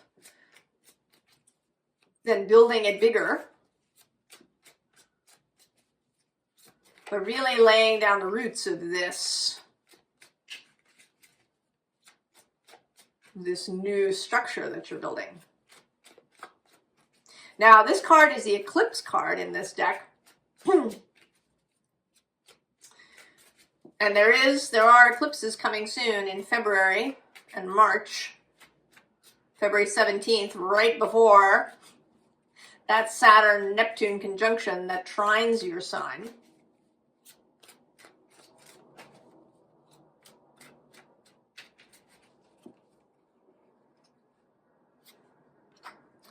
The eclipse is the next new moon.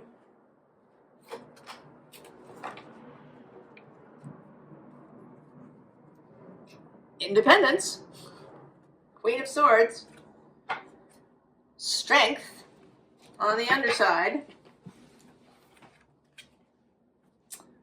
Five of Cups, disappointment, perspective,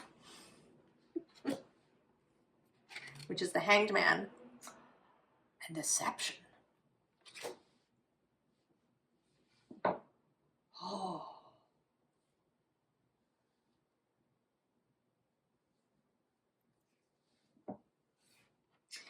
You know, how this seems is that you're not so much disappointment, but that you're leaving all of the cups.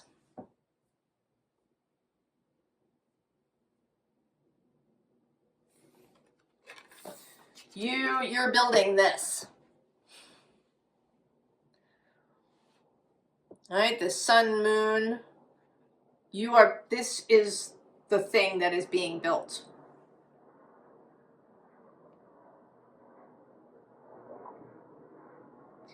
And it's going to call to people who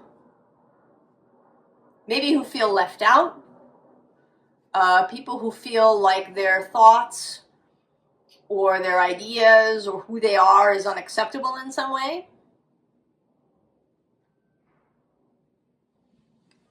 Right? This card of belonging. You are creating a space of belonging that is not dependent on, everybody agreeing about everything.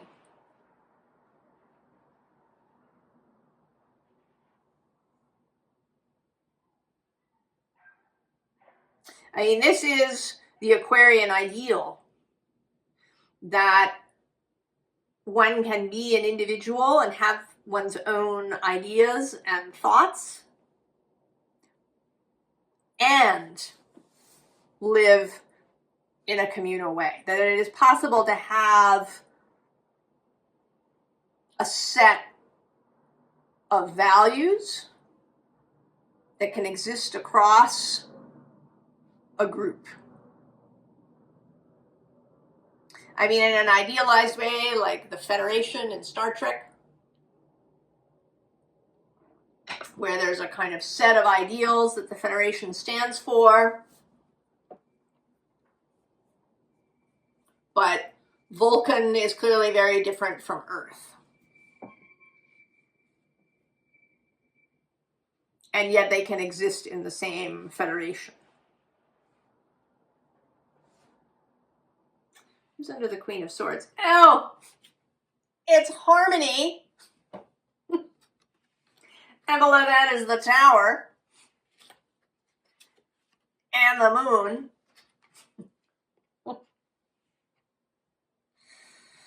Yes, Sagittarius.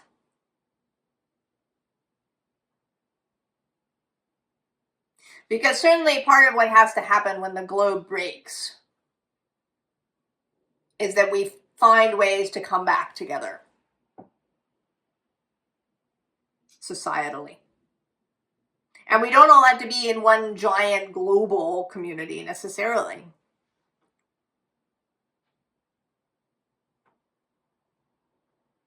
I don't really know how it's all going to work out. We're in uncharted waters. But there's something that you are doing, and it may be on a very small personal level. That it's your friends, your family members, however that is. Or, you know, it's a company.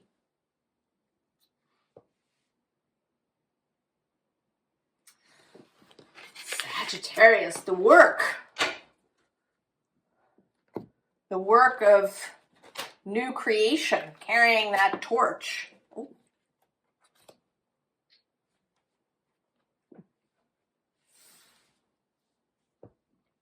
Capricorn, we have come to you. Theme card, retreat, here with the snow globe. And the clarifier, broken open. The globe is breaking, Capricorn.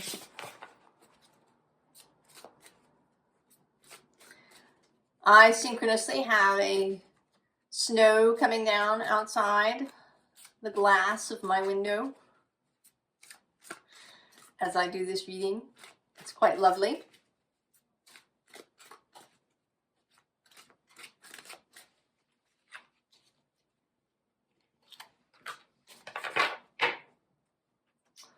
Oh, purpose.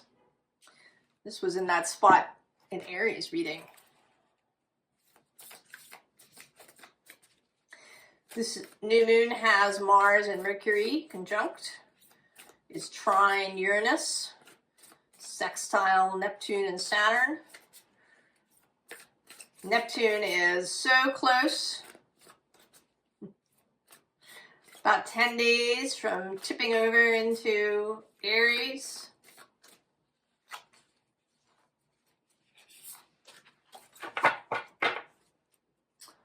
Oh, the bottle tree.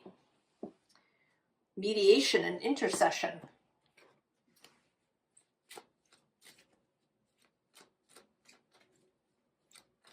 We're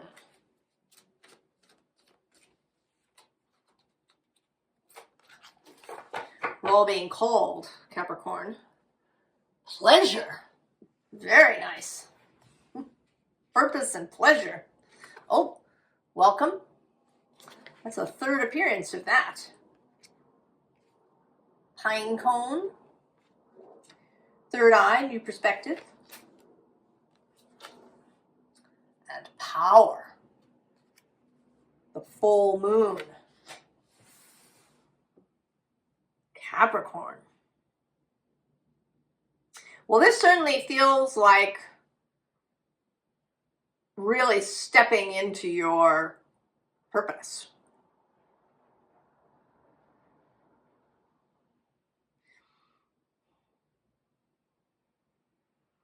You know, and this third eye, new perspective, feels like building this.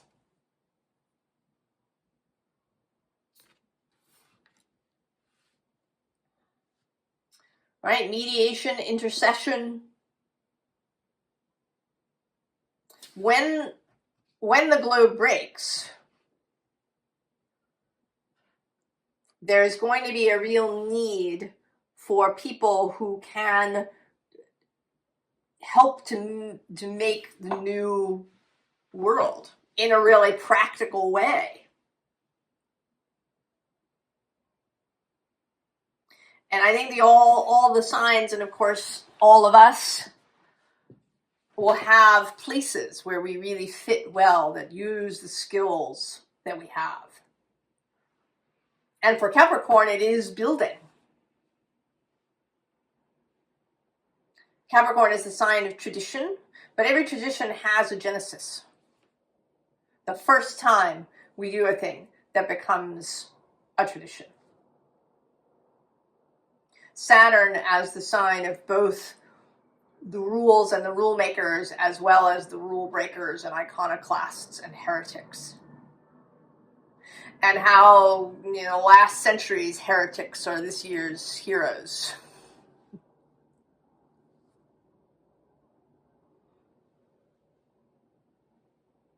It seems to me that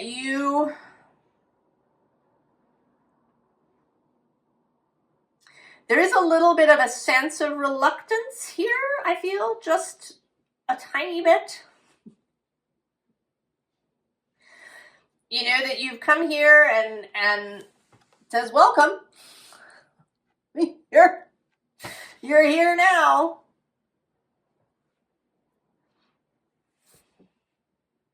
It may be, you know, you may run into Scorpio. Scorpio's reading was about midwifing somebody's breakthrough. Maybe you're going to run into someone who helps you first, who assists you in your own expansion in this. Oh yeah, see, change right under there.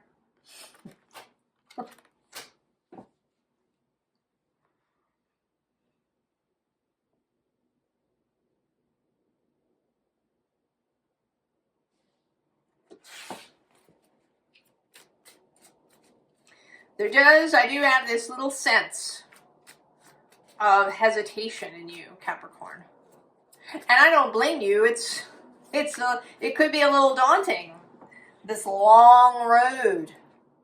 You come to the door and there's this open vista.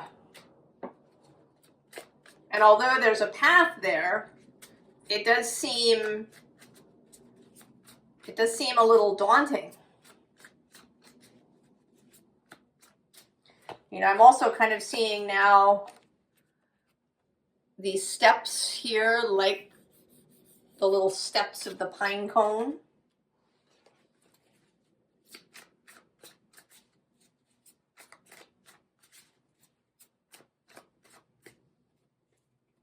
But I think you're going to find this pleasure. That maybe if you've never experienced pleasure in the creation of something, in the building of something, in that, oh, look at that, it's the star. Capricorn, who's on the underside? The Hermit, yeah.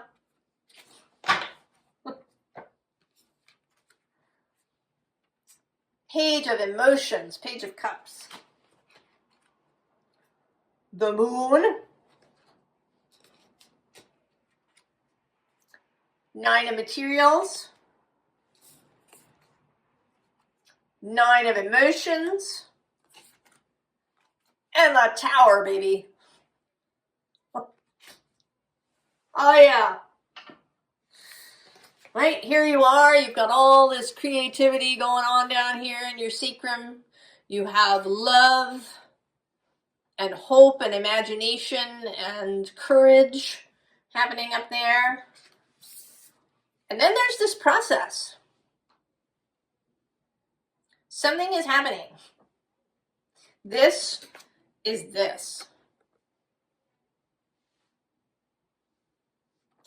It might be happening between this new moon and then the full moon that comes next on February 1st, the full moon in Leo.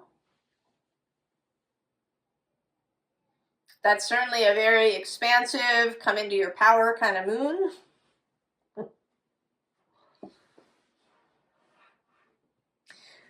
But there's some kind of somebody, your soul, your guides, someone you meet, perhaps Scorpio, is performing a ritual, and when it's finished,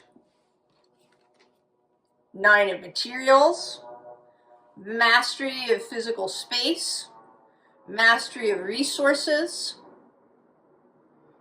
mastery of creation and building, also 9 of cups, wish fulfillment, and mastery of emotion, of knowing how to be really friends, to be lovers with your emotions.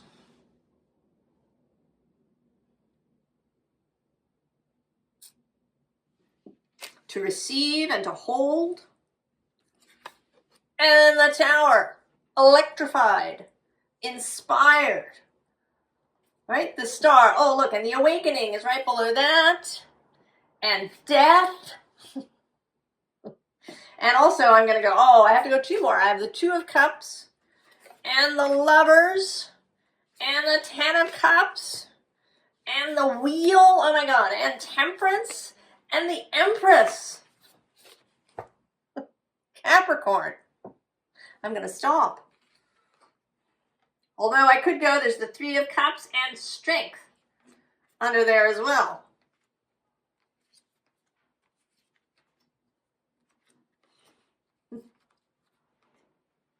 It's glorious, Capricorn. It's just glorious.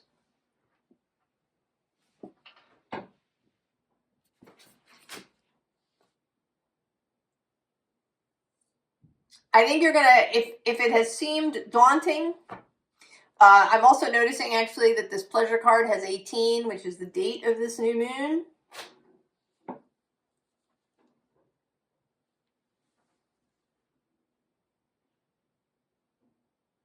What has seemed daunting and uncomfortable and not wanted, you're going to see that it's pure pleasure for you, Capricorn. Coming into your own.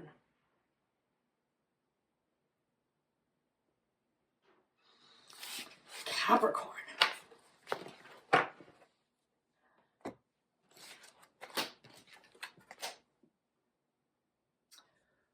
Aquarius. Aquarius, the 2 theme cards. First came out, then the clarifier. Aquarius. The globe, the snow globe is breaking. There'll be no going back. What vision do you want to hold for this?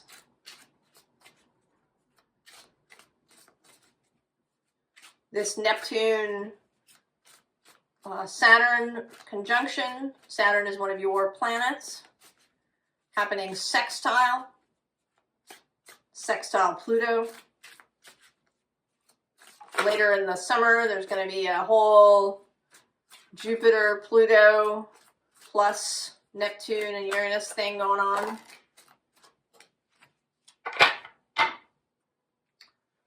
Creation. Aquarius.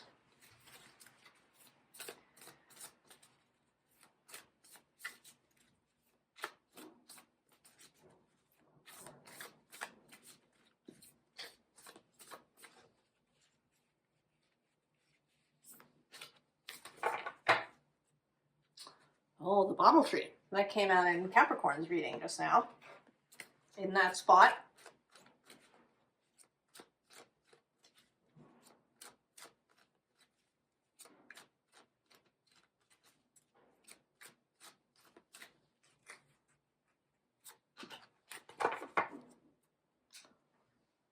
Hunger. Wolf moon. Oh. Progression. Oh, the dog. This keeps coming out. This dog. Loyalty and belonging. All in the path. Aquarius.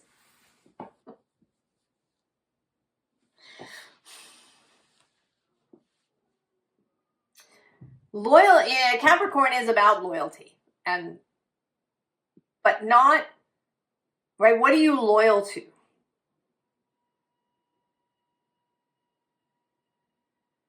What are you loyal to? To something outdated?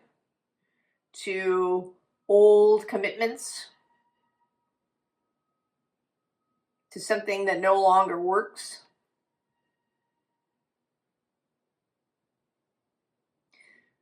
Aquarius can be a holding. It's a fixed sign.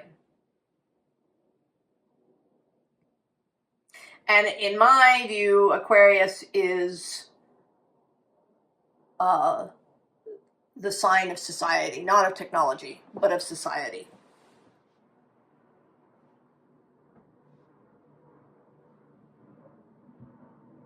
Of how we come together, of the ways that we create institutions, of the ways that we meet one another, of the ways that we communicate with one another. I'm noticing now that both of these cards are 29. And I want to know what 29 is in this deck, even though it didn't come out.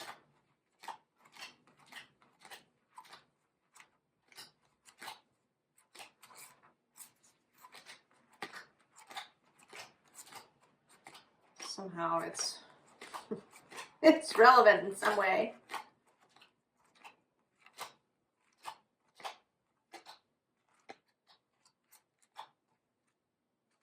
Oh, it's beauty.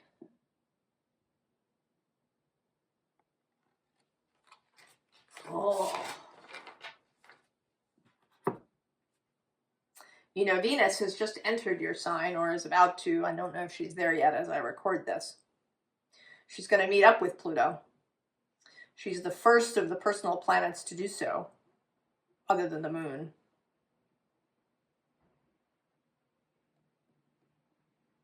Mercury comes after.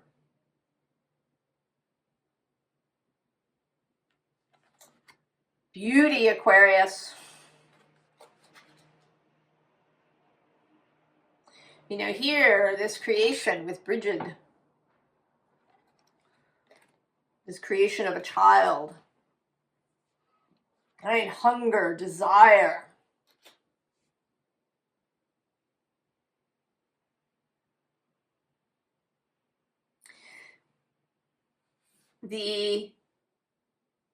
To reverence beauty, and not in a commercial way.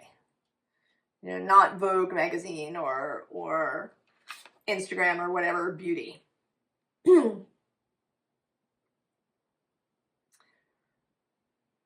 But beauty is truth, and truth beauty.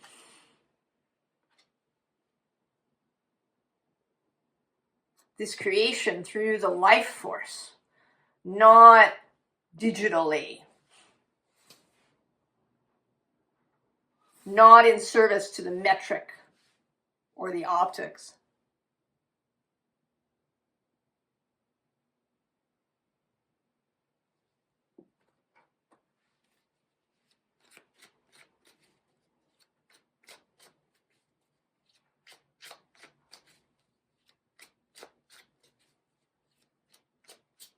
What calls you, Aquarius?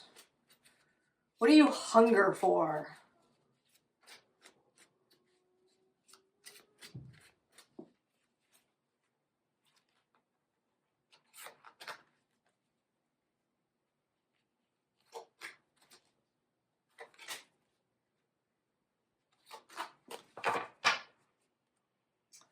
Ah, Two of Wands, planning. So on the underside, Valor and the Seven of Wands. Well, that feels a little bit like making a choice. Oh yeah, we have Death under. It's Pluto showing up for you. Oh, and the Devil as well, Saturn. Clarity of the Ace of Swords. Introspection, the Knight of Cups, Prince of Cups. Five of Wands, competition. And the Two of Cups, union.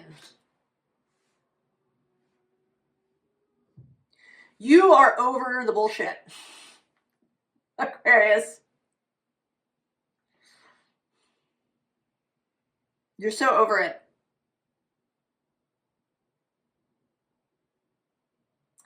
Over the endless chatter about AI or this or that. All the little infighting things. You're so over it.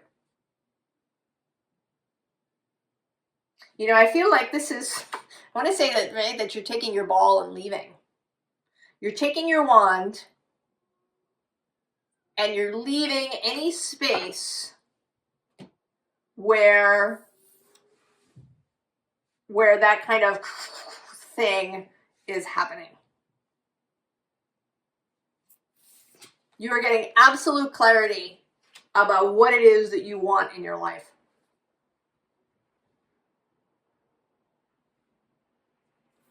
What is the union that you're looking to create?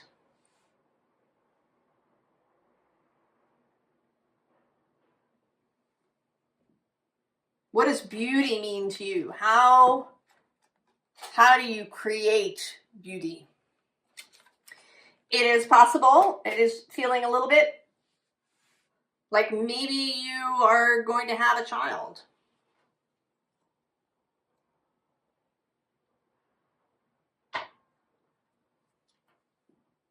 That is a possibility.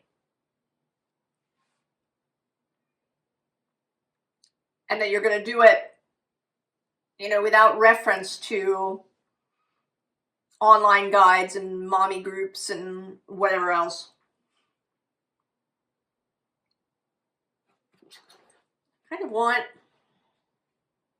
a little bit more.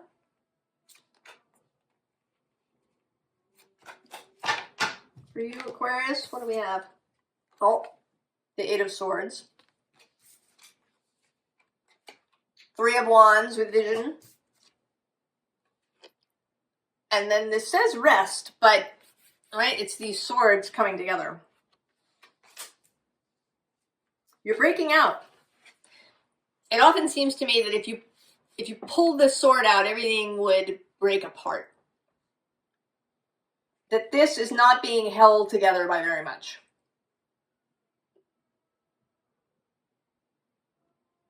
Right? One thread pulled and the whole thing collapses. And you can move forward with the vision. Bringing new ideas together.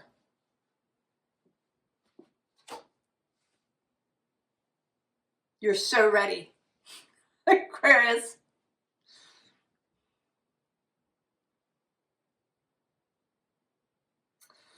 Oh.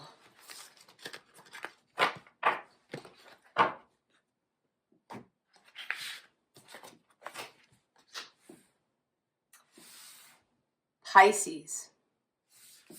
I asked for a clarifier, or a theme. I got the snow globe. And then the clarifier, the snow globe is breaking open. And then we are headed for uncharted waters. Your favorite thing, I think, Pisces. I think all the water signs enjoy some uncharted waters.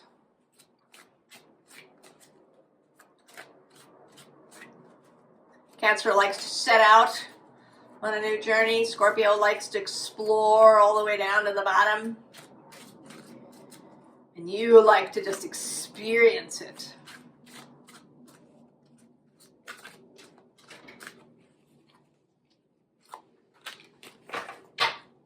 Oh, Grace. Very nice with Ostara.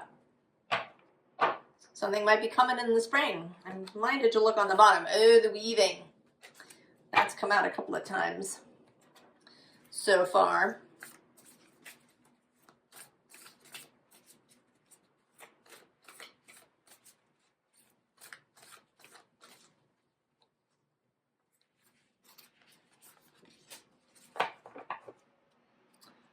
Oh, interesting. The salamander. Infinity and reinvention. This came out in Aries reading. There is, of course, strong connection between you and Aries. Bunch of planets crossing back and forth over the border in the past couple of years.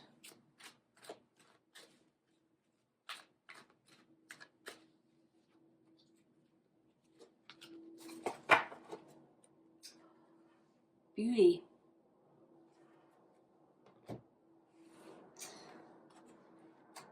When the Saturn-Neptune conjunction happens, Venus will be in Pisces.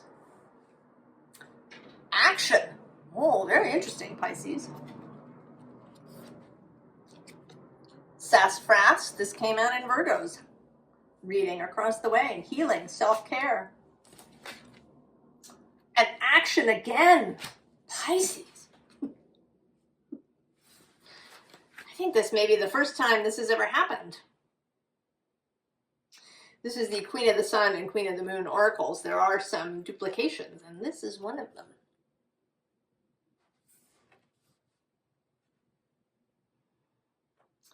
But there's something that happens. You know, here there's this sense of having to climb a mountain. Or, you know, break through something, find the door. And then there's this healing that takes place. And after that, the action is more effortless. There's no mountain anymore.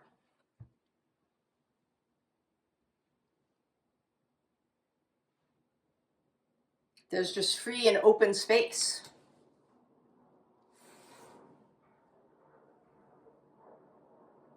So that which has felt laborious or difficult or maybe even impossible, right? You might feel like you can't climb this mountain, that there's no ropes to help you. You're in this gown, which isn't really suited. And I want to say that that is kind of a thing, that you maybe have been trying to do things in a way that is not suited to your nature. Right? This grace is suited to your nature. Maybe you have a Virgo South Node. Maybe you're part of that tribe. And this Pisces energy has been calling you. Or maybe you have some Saturn in Virgo or Saturn in Taurus or Capricorn, perhaps, or Mars in one of those places.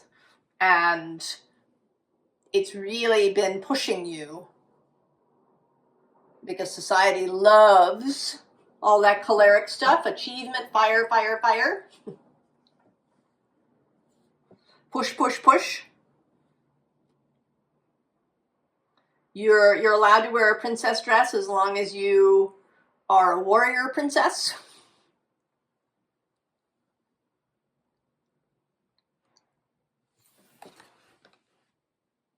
But there's this, and this new moon is sextile.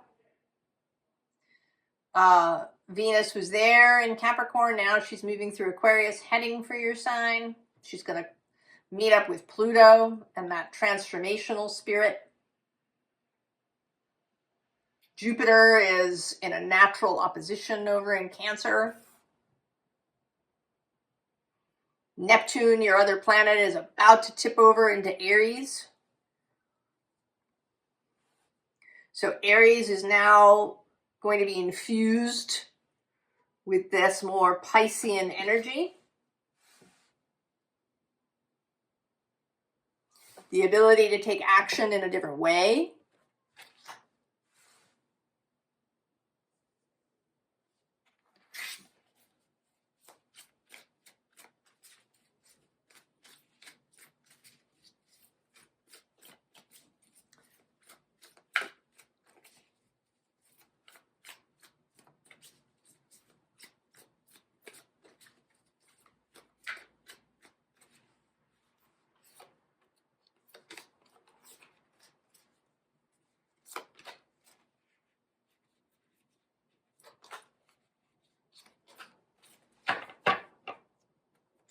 Ah, the King of Cups. And the Sun on the underside. The King of Cups, Neptune as was. Seven of Pentacles. Eight of Wands. The Knight of Cups, there you are. And the Chariot. Oh yeah. Could that be any clearer? The work is finished. You've been doing it. A card that has come out several times is in this deck, the dog, loyalty, and belonging. So the loyalty, the sticking to things. We've also had the perseverance of the raccoon a couple of times. That we have been devoted. We have stuck to it. You had a vision. You knew what you wanted life to be. You knew that how you'd been living was not what you wanted. It couldn't be sustained. You did what needed to be done. And now the energy is coming in. You did your part, and now the cosmos, the planets are bringing this. The breakage of the globe, and you being able to fully come into yourself and move from that space.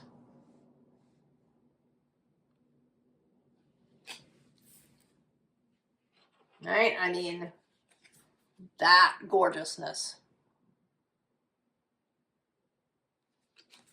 Who's under the King of Cups? Oh yeah, the reciprocity of the Six of Pentacles.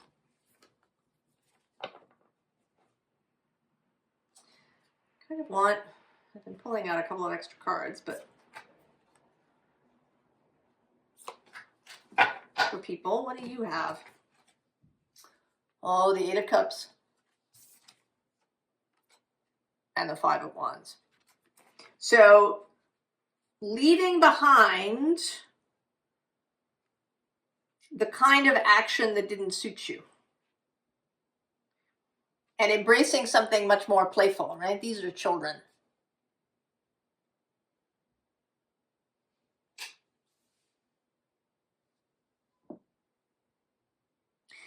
A shadow of Aries is certainly that kind of hard driving, take no prisoners kind of action. To be, to push yourself too hard, to push others, to be a bully, to bust through things without really thinking about it, to be reckless, to burn the candle at both ends, to wage war on something. But I think that this that the whole Aries thing with Mercury and Venus both had a retrograde moving from Aries into Pisces and back again. Saturn and Neptune have both crossed over this border and are going to meet then at 0 Aries, sharing a new vision, a new paradigm for what Aries can be in the world.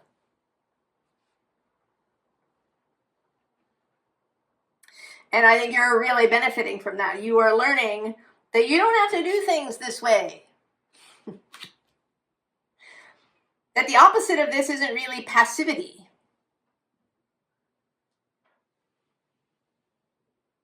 That the opposite of it is taking action fluidly, in flow. When you're inspired action rather than forcing. The ability to have times that are fallow or quiet without feeling, oh, I had to do something. And even Pisces can feel that because that's society's view. You got to be productive. These are, 7 successful people's rules for productivity.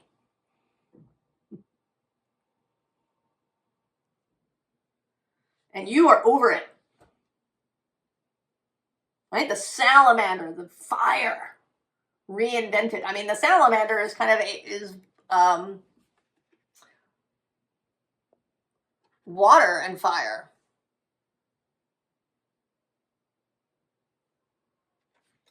Together.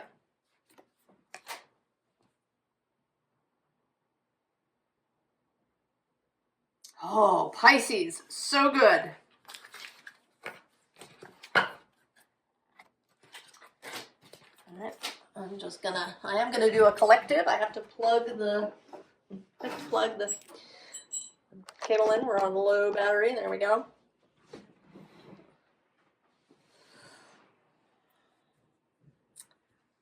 So, in case you're coming here first, theme card, retreat, combined with broken open. Or I shouldn't say retreat, but the snow globe. With broken open. The snow globe is breaking open. And we are in uncharted waters.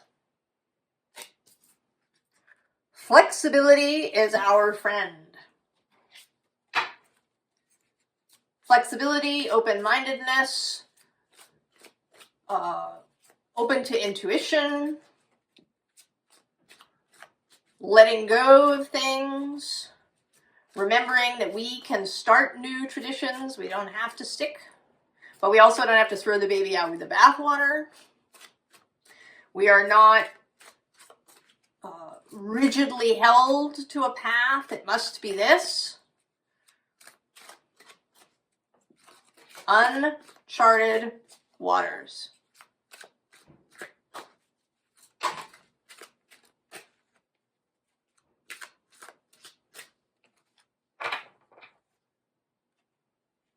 Second one, all right. Second one. Oh, cycles. New cycles. That we don't have to keep going around and around and around the same track. That cycles too have a beginning.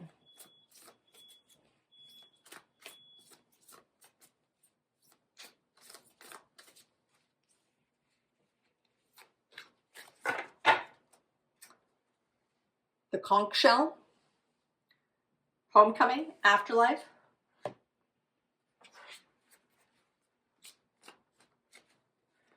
Also the call, because you can blow on a conch shell like a trumpet.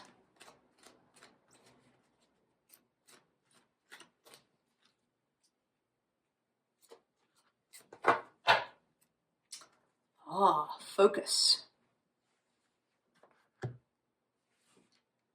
So we have synergy, which is what popped out, and beginnings.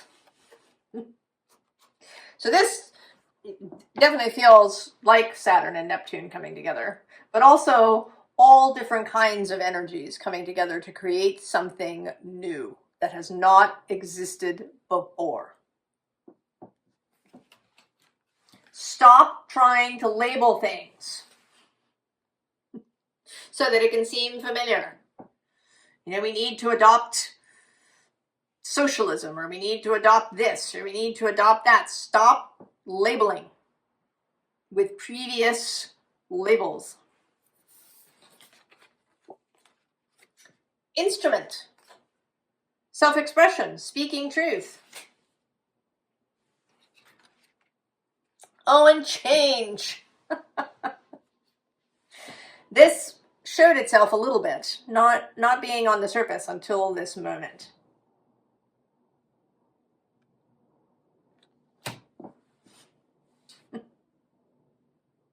Uncharted waters. A whole new song. And it's kind of, right, this instrument and this trumpet, the made instrument and the natural instrument coming together.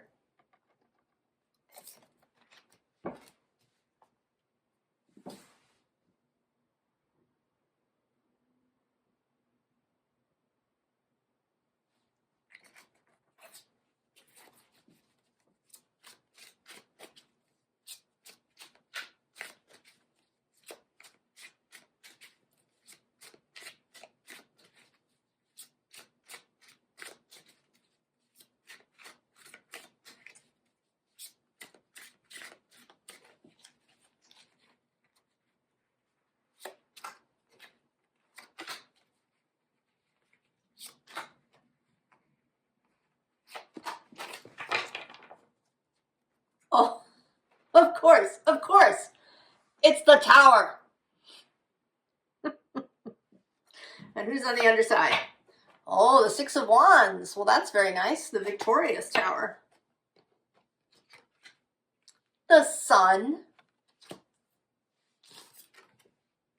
Oh, the Three of Swords. The Three of Cups. And Judgment.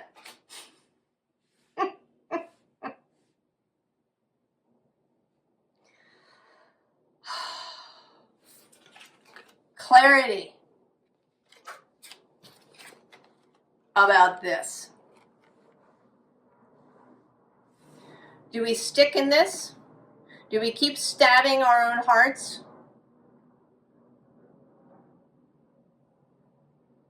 Or do we learn to be celebratory, to be appreciative, to be grateful, to be joyful? Judgment is here.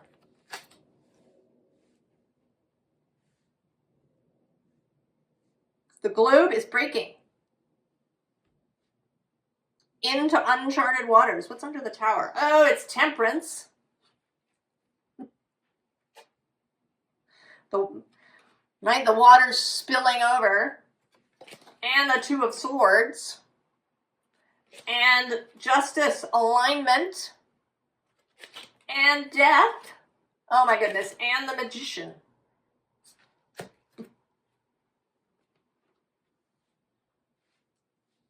Where are you going to stand?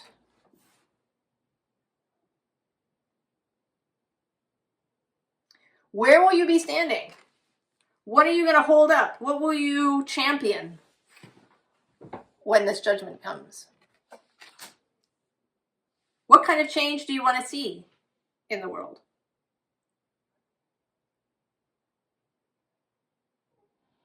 I'm going to pull something from here.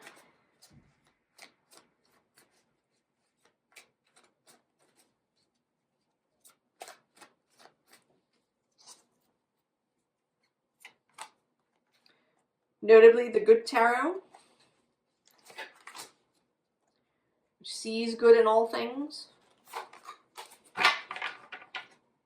Oh, there's the Hermit.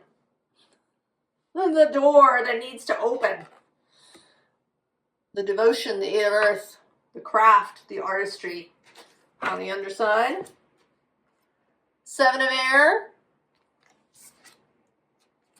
The Call. And the 8 of Fire. It's coming, people. We're all here. Chatter, chatter, chatter. It's coming. How will you respond to the fire? With joy, with playfulness, with kindness, with creativity, with beauty. Oh yeah, look at this. You know who's on the other side of the door? Trying to get in. It's the 10 of Cups.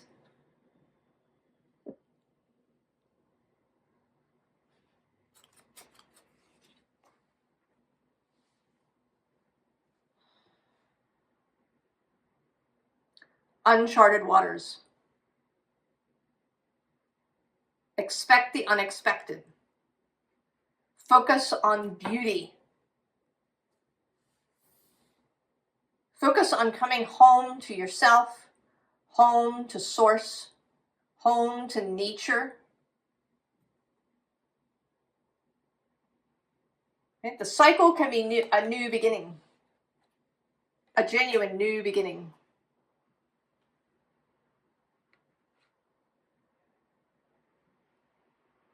And may we all feel this inspiration and joy. I wish you all the very, very best. And I will see you next time. So long.